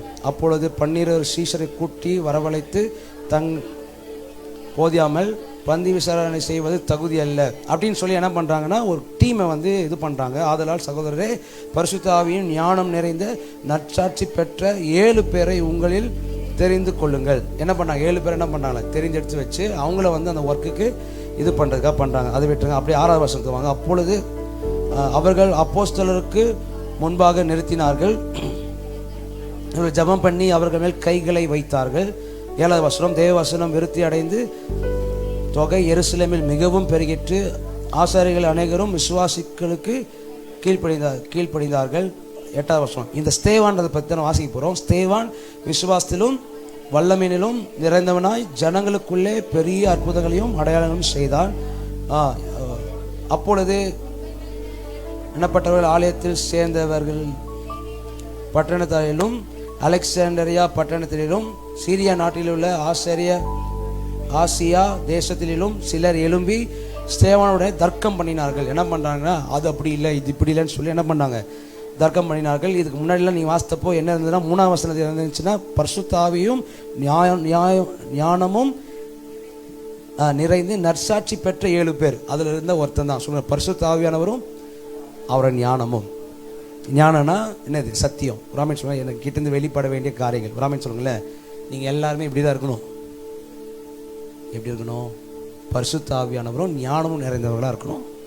ராமன் சொல்லுங்களேன். ஓகே, இப்போது 11ஆம் வசனத்தை வாசிங்க. அப்பொழுது அவர்கள் மோசேக்கும் தேவனுக்கு விரோதமாக இவன் தூஷண வார்த்தைகளை பேச கேட்டோம் என்று சொல்லும்படியாக, நீங்கள் பரிசுத்த ஆவியினால் ஏவப்பட்டீங்க அப்படின்னா கண்டிப்பாக நியாயப்பிரமாணத்தை வெறுப்பீங்க. ராமன் சொல்லுங்களேன். இவங்க என்ன குற்றத்தை வைக்கிறான்னு கேட்டிங்கன்னா, மோசேக்கும் தேவனுக்கும் அப்படின்றாங்க. சொல்லுங்க, மோசே தான் நியாயப்பிரமாணத்தை கொடுத்தவர். என்ன பண்ணுற? நியாயப்பிரமாணத்தை கொடுத்தவர் யார்? யார் மூலியமாக கொடுக்கப்பட்டது? தேவன் தான் கொடுத்தாரு. யார் மூலியமாக கொடுக்கப்பட்டுச்சு? மோசே மூலியமாக கொடுக்கப்பட்டுச்சு. நம்ம முன்னாடி மத்திய 23 வாசித்தோம்ல, அதில் மோசேவுடைய ஆஸ்தனத்தில் உட்காந்துருந்தாங்க. ஸோ மோசேன்னு திருப்பி ரிப்பீட் ஆகுது. பார்த்தீங்களா? மோசேனால் உண்டான நியாயப்பிரமாணத்தை பைபிள் எதிர்க்கிறது. ராமன் சொல்லுங்களேன். ஸோ 613 பிரமாணங்களும் எதற்கு அடிப்படை கீழே வந்துச்சு அப்படின்னா, மோசேவோட வாழ்ந்த நாட்கள் இருந்து ஆரம்பிக்கப்படுகிறது. ராமன் சொல்லுங்களேன். ஏற்படுத்தி 12ஆம் வசனத்தை வாசிங்களேன். ஜனங்களையும் மூப்பர்களையும் வேத பாரங்களையும் எழுப்பிவிட்டு அவன் மேல் பாய்ந்து அவனை பிடித்து ஆலோசனை சங்கத்திற்கு முன்பாக எழுது கொண்டு போய் பொய் சாட்சிகளையும் நிறுத்தினார்கள். சில பொய் சாட்சி சேர்த்து என்ன பண்ணாங்க, அவன் மேலே சொல்லி என்ன பண்ணாங்க, அவனை ஒரு மாதிரி பண்ணுறாங்க. அப்படியே 7வது அதிகாரத்துக்கு வந்தீங்களேன். 1ஆம் வசனம். பிரதான ஆசிரியர் அவனை நோக்கி, யாருன்னு கேட்டிங்கன்னா ஸ்தேவானை நோக்கி, காரியம் இப்படிப்பட்டதாக இருக்கிறது என்று கேட்டான். அதற்கு அவன், சகோதரரே, பிதாக்களை கேளுங்கள். நம்முடைய பிதாவாகிய ஆபிரகாமும் குடியிருக்கிறது முன்னே நாட்டிலே இருக்கும்போது மகிமையின் தேவன் அவனுக்கு தரிசனமாகி, நீ உன்னத்தையும் விட்டு சரசரசரன்னு வாசிக்க பார்க்கலாம். அப்பொழுது அவன்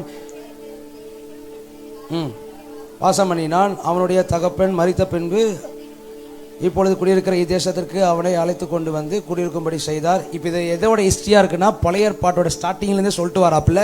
யாரு? ஸ்தேவான். சொல்லுங்க, ஸ்தேவான். எல்லாருக்கும் புரியுதுல? ஸ்தேவான் என்ன பண்ணுறாரு? பழைய ஏற்பாட்டில் இருக்கிற எல்லா விஷயத்தையுமே சொல்லிட்டு வராரு. அப்படியே கொஞ்சம் விட்டு வாசிக்கலாம். அதில் கண்டினியூவாக கதை தான் வருது. 8வது வசனத்தை வாசிங்களேன்.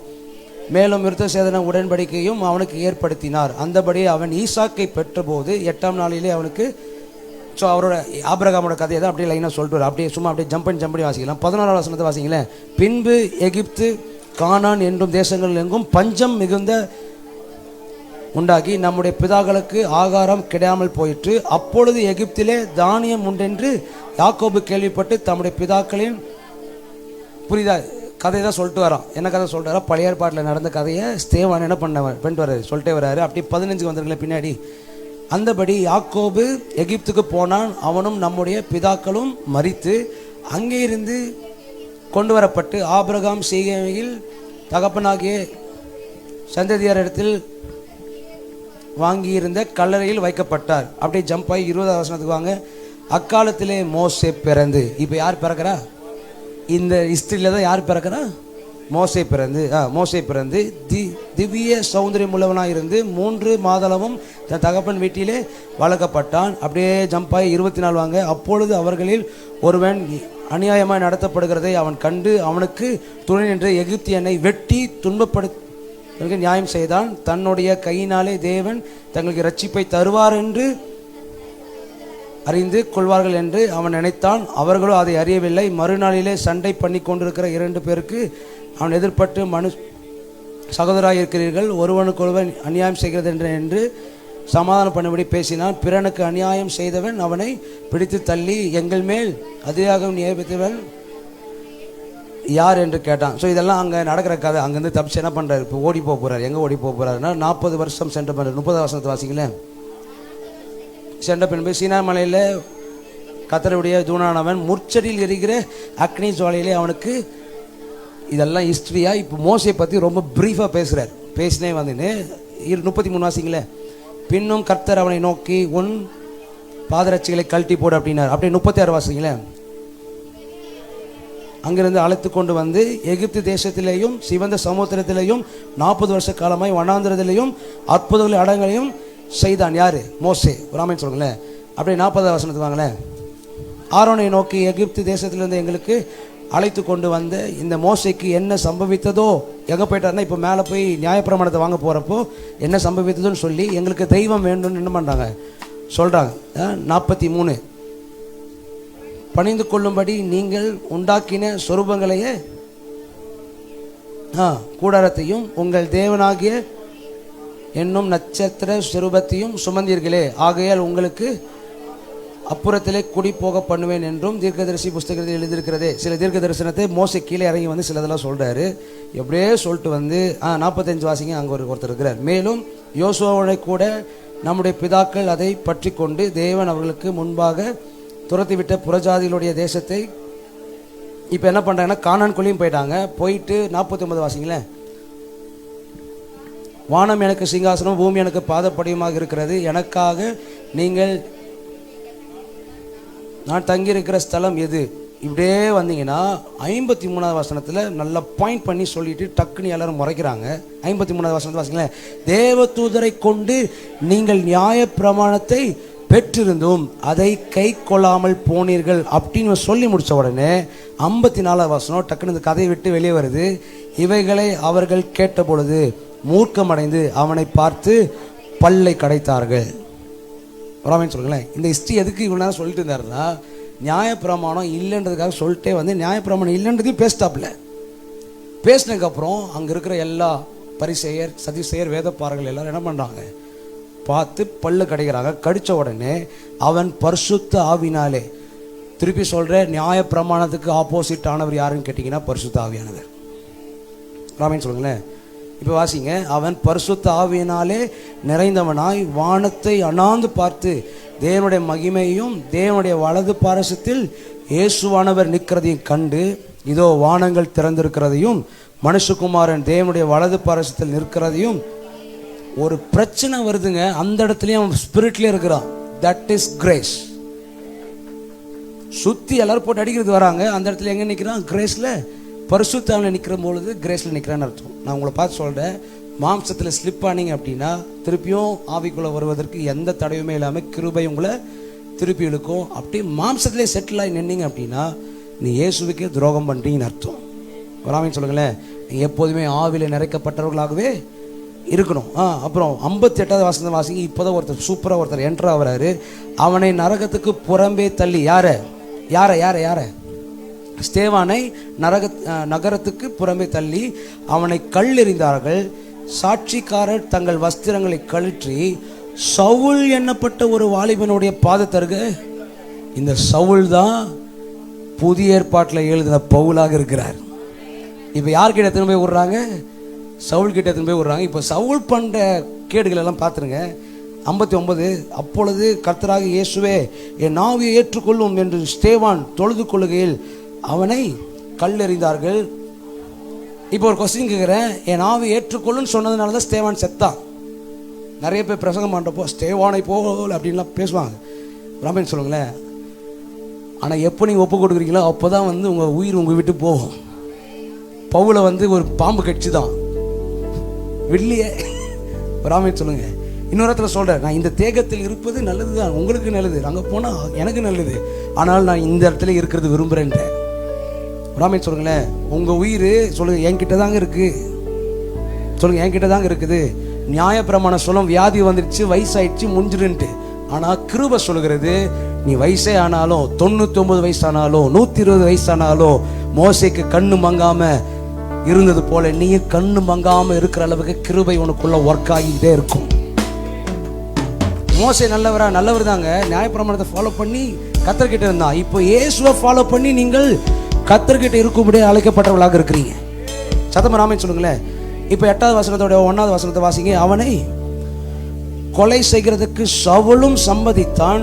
அக்காலத்திலே எருசலேமில் உள்ள சபைகளுக்கு மிகவும் துன்பம் உண்டாயிற்று. அப்போஸ்தலர் தவிர மற்ற யாவரும் யூதேயா செமேரியா தேசங்களில் சிதறி போனார்கள். அப்போஸ்தலரை தாண்டி வேற யாருமே, படிங்கம்மா, அப்போஸ்தலரை தாண்டி வேற யாரும் எங்க இல்லை, கும்பல் இல்லை, எல்லாருமே என்ன பண்ண சிதறி போயிட்டாங்களாம். இப்போ அடுத்தது வாசிங்களேன். தேவ பக்தி உள்ள மனுஷர் ஸ்தேவானை எடுத்து அடக்கம் பண்ணி அவனுக்காக மிகவும். ஸோ அங்கே பார்த்தீங்கன்னா கலவரம் நடக்குது. யாருனால நடக்குதுன்னு கேட்டிங்கன்னா சொல்லுங்க, சவுல்னால நடக்குது. ஏன்னா சவுல் கமேலியாவின் பாதத்துக்கு கீழே உட்காந்து நியாய பிரமாணத்தை கற்றுக்கொண்டவன். யூதரில் ஃபர்ஸ்ட் கிளாஸை பாஸ் பண்ணவன் யாருன்னு கேட்டிங்கன்னா சவுல். ராமன் சொல்லுங்களேன். அந்த சவுல் தான் புதிய ஏற்பாட்டில் கிருபையை குறித்து அதிகமாக எழுதியிருக்கிறார். இவர் என்ன அண்டர்ஸ்டாண்டிங்கில் எழுதியிருக்கிறார் நீங்கள் புரிஞ்சு கொண்டாலே, இப்போ ஃபார் எக்ஸாம்பிள் சொல்கிறேனே, ஒரு விஷயத்தோடைய நெகட்டிவ் அதிகமாக தெரிஞ்சவன் தான் வந்து அதுக்கான பாசிட்டிவை எடுத்துகிட்டு வர முடியும். ஆமாவா? நியாயப்பிரமாணத்தை அதிகமாக தெரிஞ்ச சவுலை தான் ஆண்டவர் தெரிந்தெடுத்து பேதுருக்கு, யாக்கோபுக்கு, யோவானுக்கு தெரியாத வெளிப்பாடுகள் எல்லாத்தையுமே பவுல் மூலியமாக வெளிப்படுத்துகிறார். சத்தமா ராமே சொல்லுங்க. நீ வேதத்தை படி என்று சொல்வது என்னுடைய விருப்பம் அல்ல. கிருபையில் உட்காந்து பாரு, உன்னை வேதத்தை படிக்க தூண்டும், ஜெபிக்கிறதுக்கு தூண்டும். தூண்டலை அப்படின்னா நீங்கள் மாம்சத்தில் இருக்கீங்கன்னு அர்த்தம். நாளைக்கு வரும் போல அப்படின்னு இருந்தீங்கன்னா அது கிடையாது.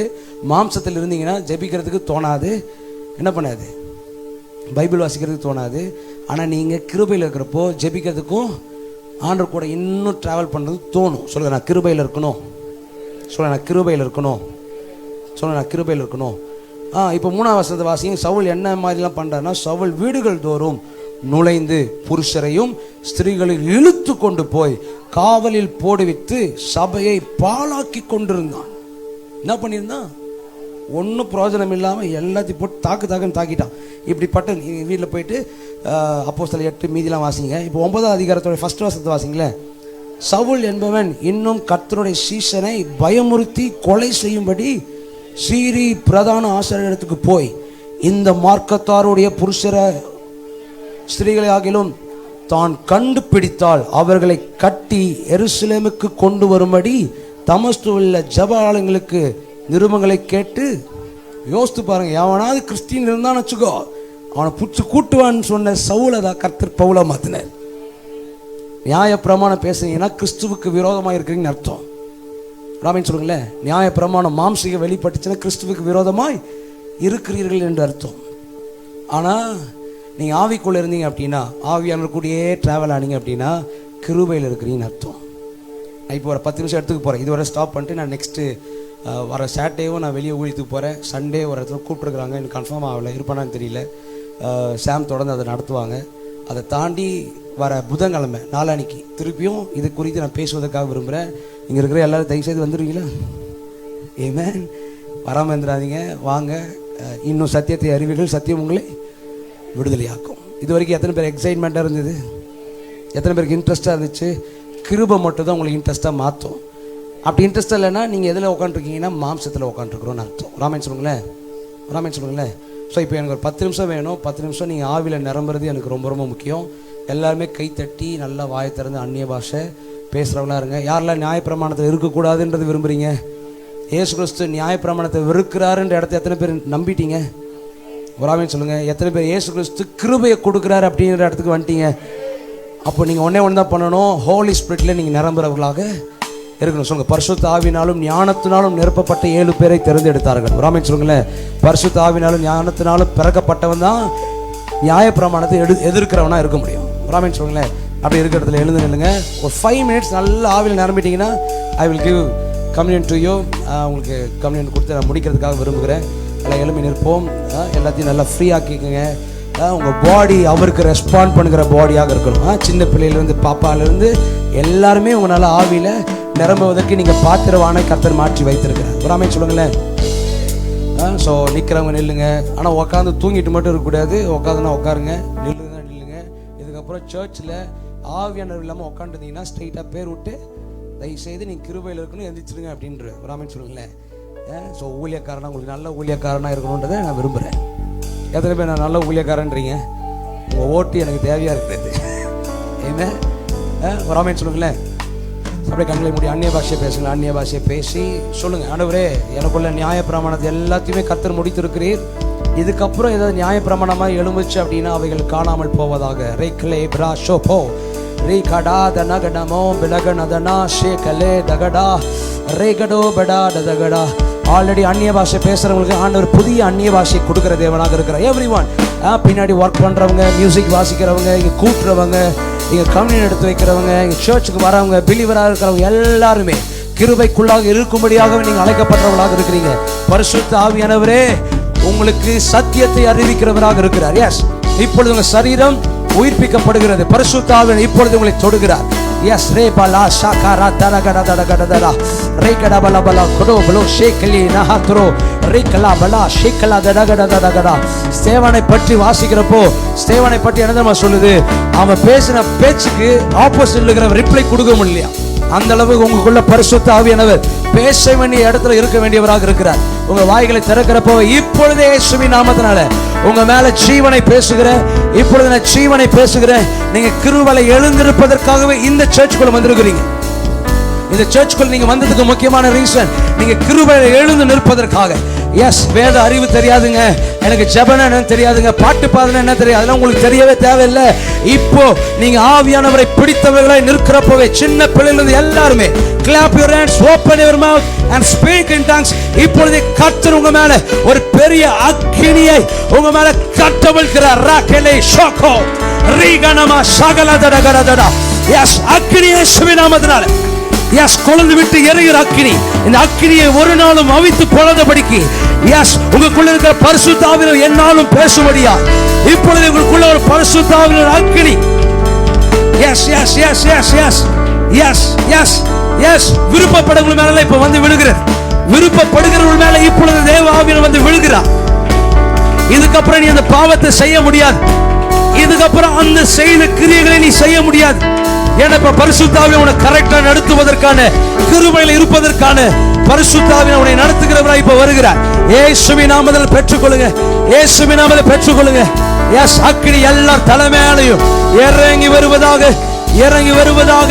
லே ரா லா ரகடோ ரே லா கரபலா ஷகலதடா. இப்ப நான் இவ்வளவு பேசின சத்தியத்துக்குள்ளாக இருக்கிற பரிசுத்த ஆவியானவர் இப்ப உங்களை தொடுகிறார். இதுக்கப்புறம் இயேசு விபச்சார ஸ்திரியை பார்த்து கல்லெறியவும் சொல்லல, பாவம் செஞ்சு கொண்டு கிருபை போக்கடிக்கிற இடத்துலயும் சொல்லல. அவர் கிருபையை பேசினது போல எஸ் மோசையின் நியாய பிரமாணமாக இருக்கிற கல்லெறிகிறதை குறித்தும் உலகத்தில் பேசப்படுகிற பாவம் செஞ்சுக்கோ என்று சொல்லப்படுகிற போக்கடிக்கிற காரியத்தை குறித்தும் அவர் பேசவில்லை. அவர் கிருபையை பேசினது போல இப்பொழுது உங்களுடைய மனக்கண் கிருபையை பேசத்தக்கதாய் எஸ் உடம்பு மேல ஏதாவது உணர்ந்தீங்கன்னா கை தட்டுங்களே. எஸ், உடம்பு மேல ஏதாவது உணர்ந்தீங்கன்னா கை தட்டுங்க. இன்னும் நிரப்ப விரும்புகிறார், இன்னும் நிரப்ப விரும்புகிறார், இன்னும் நிரப்ப விரும்புகிறார். இந்த மாசத்துல உன் சம்பாத்தியத்தை நீ எப்படி சம்பாதிக்கலாம்னு கர்த்தர் சொல்லி தருவா. உன் சுகம் எப்படி வரும்னு கர்த்தர் சொல்லி தருவா. இதுவரைக்கும் நீ மாம்சத்திலே மூவ் பண்ணல, நடக்காம இருந்ததில்ல. கர்த்தர் இதுக்கப்புறம் உன் மாம்சத்தை தாண்டி பரிசுத்த ஆவியிலிருந்து உனக்கு கேட்கப்படுகிற சத்தத்தினால உன் குடும்பம் சமாதானமாகவே இருக்கும். லீபரா சீகரகடா லீகரபோ ஷேக்ரே ரிபலாதரபோ ஷக்லே பிரஷகபபப. அக்கினி அக்கினி அக்கினி அக்கினி இன்க்ரீஸ் ஆகட்டும், அக்கினி இன்க்ரீஸ் ஆகட்டும். அக்கினியை கர்த்தர் இன்னும் கொழுந்து விட்டு எரியப்படுகிறார். உன் ஆவிக்குள்ள கர்த்தர் வைத்திருக்கிற அபிஷேகம் இப்பொழுது கொழுந்து விட்டு எரிகிறது. எரிகட்டும், எரிகட்டும் இயேசுவின் நாமத்தினால. எஸ், ஒரு ஸ்தேவானை போல எழுந்து நிற்கிற ஒரு அபிஷேகம். எஸ், சவுல் பவுலாய் மாறினது போல அபிஷேகம்.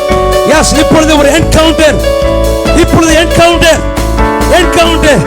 அந்த தமஸ்கு ரோட்ல, அந்த தமஸ்கு தெருல சவுலை பார்த்த அந்த பிதாவாகிய தேவனுடைய வெளிச்சம் இதோ உன்னிடத்தில் பிரகாசிக்கிறது. வெளிச்சம் உன் கண்ணு மேல பேசுகிற, உன் கண்ணு மேல வெளிச்சத்தை பேசுற.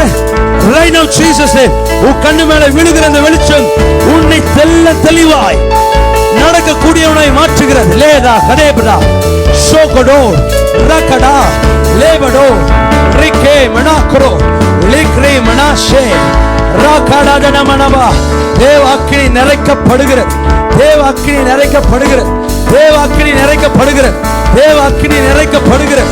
தேவ அக்கினி நிறைக்கப்படுகிறது. லேகடா நாகடா ரேகலா மனகடோ ரேகடா லகடே லேமனா ஷேகரே ரேகடே நகனா லகனா தடகடா ரேபோ பரகடா ரேதனா தனா தனகனா லேகனா தனகனா தனா. எஸ் எஸ், சில விஷயத்துக்கு ஆண்டவர் சில டைமை முடிக்கிறார். சில விஷயத்துக்கு டைமை முடிக்கிறார்.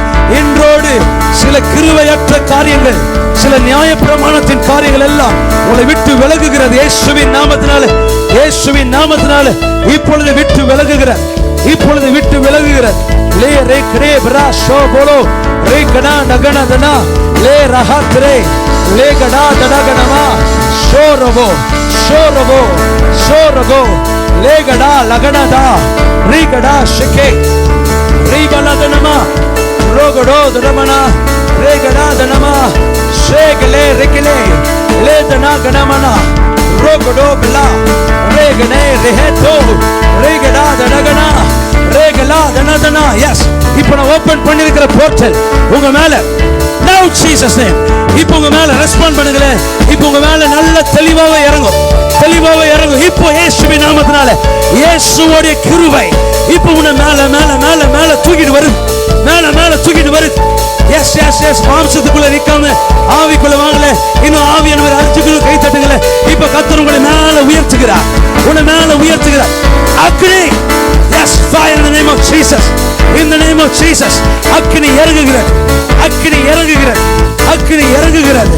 ஏ பிரே ஷேகலே பிரா ரேதனா கிரேட்டதகனா.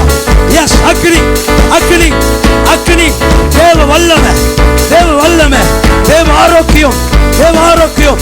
தேவனால் வருகிற சிறந்தவைகள், தேவனால் வருகிற சிறந்தவைகள் இப்பொழுது ரிசீவ் பண்ணுங்க, ரிசீவ் பண்ணுங்க, ரிசீவ் பண்ணுங்க.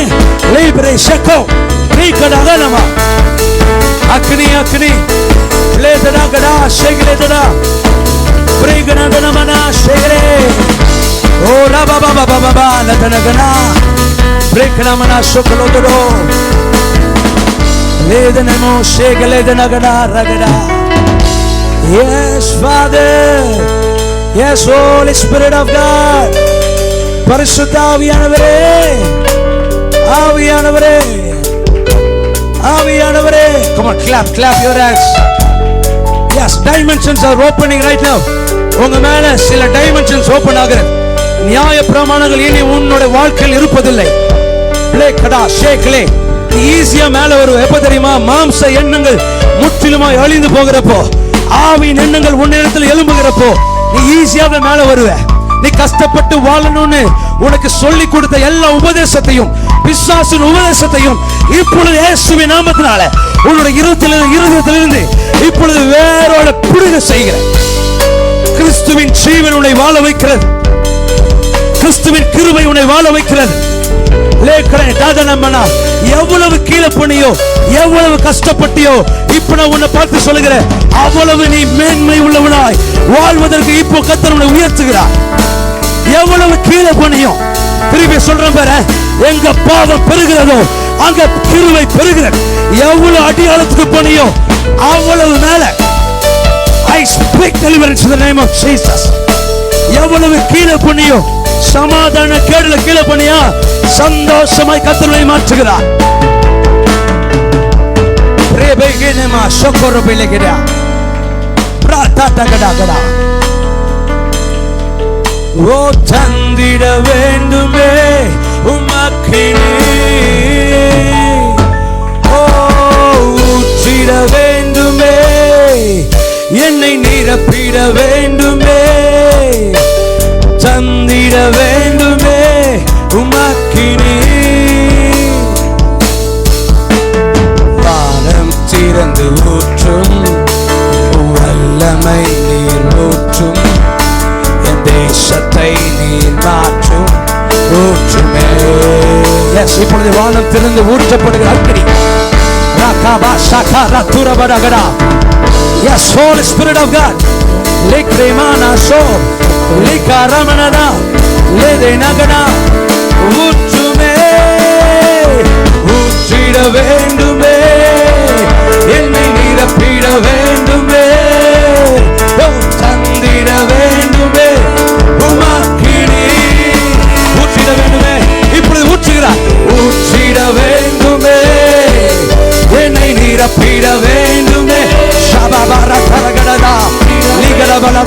கொலபோ.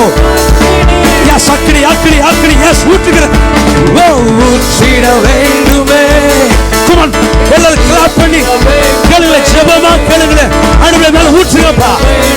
லிகேரா கனலரபா ரிவாலா சபரகரோ.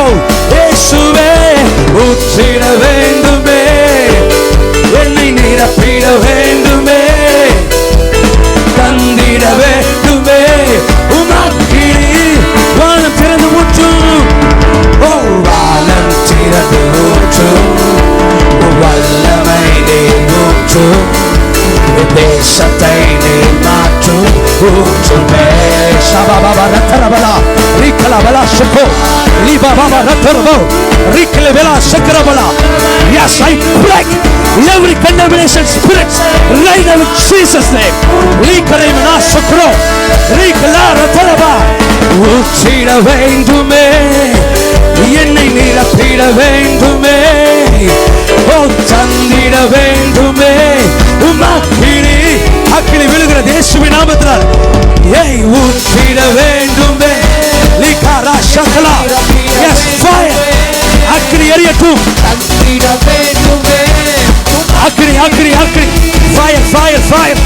ஓ ஊற்றிட வேண்டுமே. எஸ் சபையை திருப்பியும் கர்த்தர் கிருபைக்குள்ள உயர்த்துகிறார். உன்னை கிருபையில கர்த்தர் உயர்த்துகிற நேரமாக இருக்கிறார். எஸ் உயர்த்துகிற நேரமாக கிருபையில கிருபையில. ஊற்றிட வேண்டுமே, என்னை நிரப்பிட வேண்டுமே, தந்திட. எஸ் வாஞ்சை உள்ள ஆத்துமகளுக்கு மேல இன்னும் 2 நிமிஷம் நல்ல கரங்களை தட்டி ஊற்றிட. வாஞ்சை உள்ள ஆத்துமகளுக்கு மேல கர்த்தர் இப்ப ஆவியை அளவு கடந்த விதத்துல லிகராக லேகராகனா அக்னி அக்னி பிளாஷக்ரே பிளாஷக்ரோ. Fire in the name of Jesus. Bravo bro. La creve la shagalabala. உமக்கினி வானம் திறந்து ஊற்றும். ஓ வானம் திறந்து ஊற்றும், வல்லமை நீர் ஊற்றும், என் தேசத்தை நீர் மாற்றும். ஊற்றுமே ஊற்றுமே ஊற்றுமே. வானம் திறந்து ஊற்றும், வல்லமை நீர் ஊற்றும், என் குடும்பத்தை நீர் மாற்றும். ஊற்றுமே. ஊற்றிட வேண்டுமே, ஊற்றிட வேண்டுமே, என்னை நிரப்பிட வேண்டுமே, ஓ தந்திட வேண்டுமே. அக்கினி அக்கினி அக்கினி.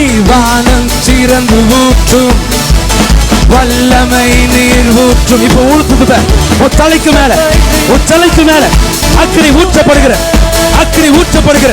வானம் திறந்து, வானம் திறந்து ஊற்றும், வல்லமை நீர் ஊற்றும், என் குடும்பத்தை நீர் மாற்றும். ஊற்றுமே ஊற்றுமே ஊற்றுமே. ஊற்றிட வேண்டுமே. லீக்ரே பிளாஷாமரா தரபலா. இயேசு கைகள் மேல அக்கினி விழுகிற, கைகள் மேல அக்கினி விழுகிற. எல்லா மாம்ச எண்ணங்களும் இப்பொழுதே கர்த்தர் மரணத்துக்கு உட்பட்டதாய் மாற்றுகிறார். எல்லா நியாய பிரமாணமும் இப்பொழுது சரீரத்தை விட்டு வெளியேறுகிறார். அக்கினி. நல்ல கரங்களை தட்டி லேப்ரே சாகாரமனதனதனதனா லேக்லே லா லதனகனா லேப்ரே லே லோ ஷேப்ரே கிரே லா தடா ரிக்லே பிரா ப்ரோப்லோ ஷிக்லே ரிக்லே மனதனகனா ரிபா பாபா பாபா பாபா பாபா ரிபா பாபா ஷேக்லே மனா. Yes father, yes holy father. ஓஹோ ஆண்டவரே, 24 மணி நேரமும் ஆவியில பட்சிக்கப்பட்டவர்களாய், எஸ் நியாய பிரமாணம் எழும்ப முடியாத அளவுக்கு, எங்க மாம்சிகம் எழும்ப முடியாத அளவுக்கு, எங்க ஆவியிலிருந்து எல்லாத்தையும் பார்க்கிறதுக்கு கர்த்தரின் உதவி செய்வீராக.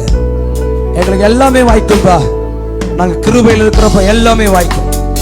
நாங்கள் கையிட்டு செய்கிற யாவும் நாங்கள் பெற்றுக்கொள்வோம். கிருபையில் இருக்கிறப்ப நான் கையிட்டு செய்கிற யாவத்தையும் நான் பெற்றுக்கொள்கிறவனாக இருக்கிறேன். கிருபையில் இருக்கிறப்ப கர்த்தரே என்னை தூக்கி உட்கார வைக்கிறவராக இருக்கிறார். கண்மலை மேல உட்கார வைக்கிற தேவனாக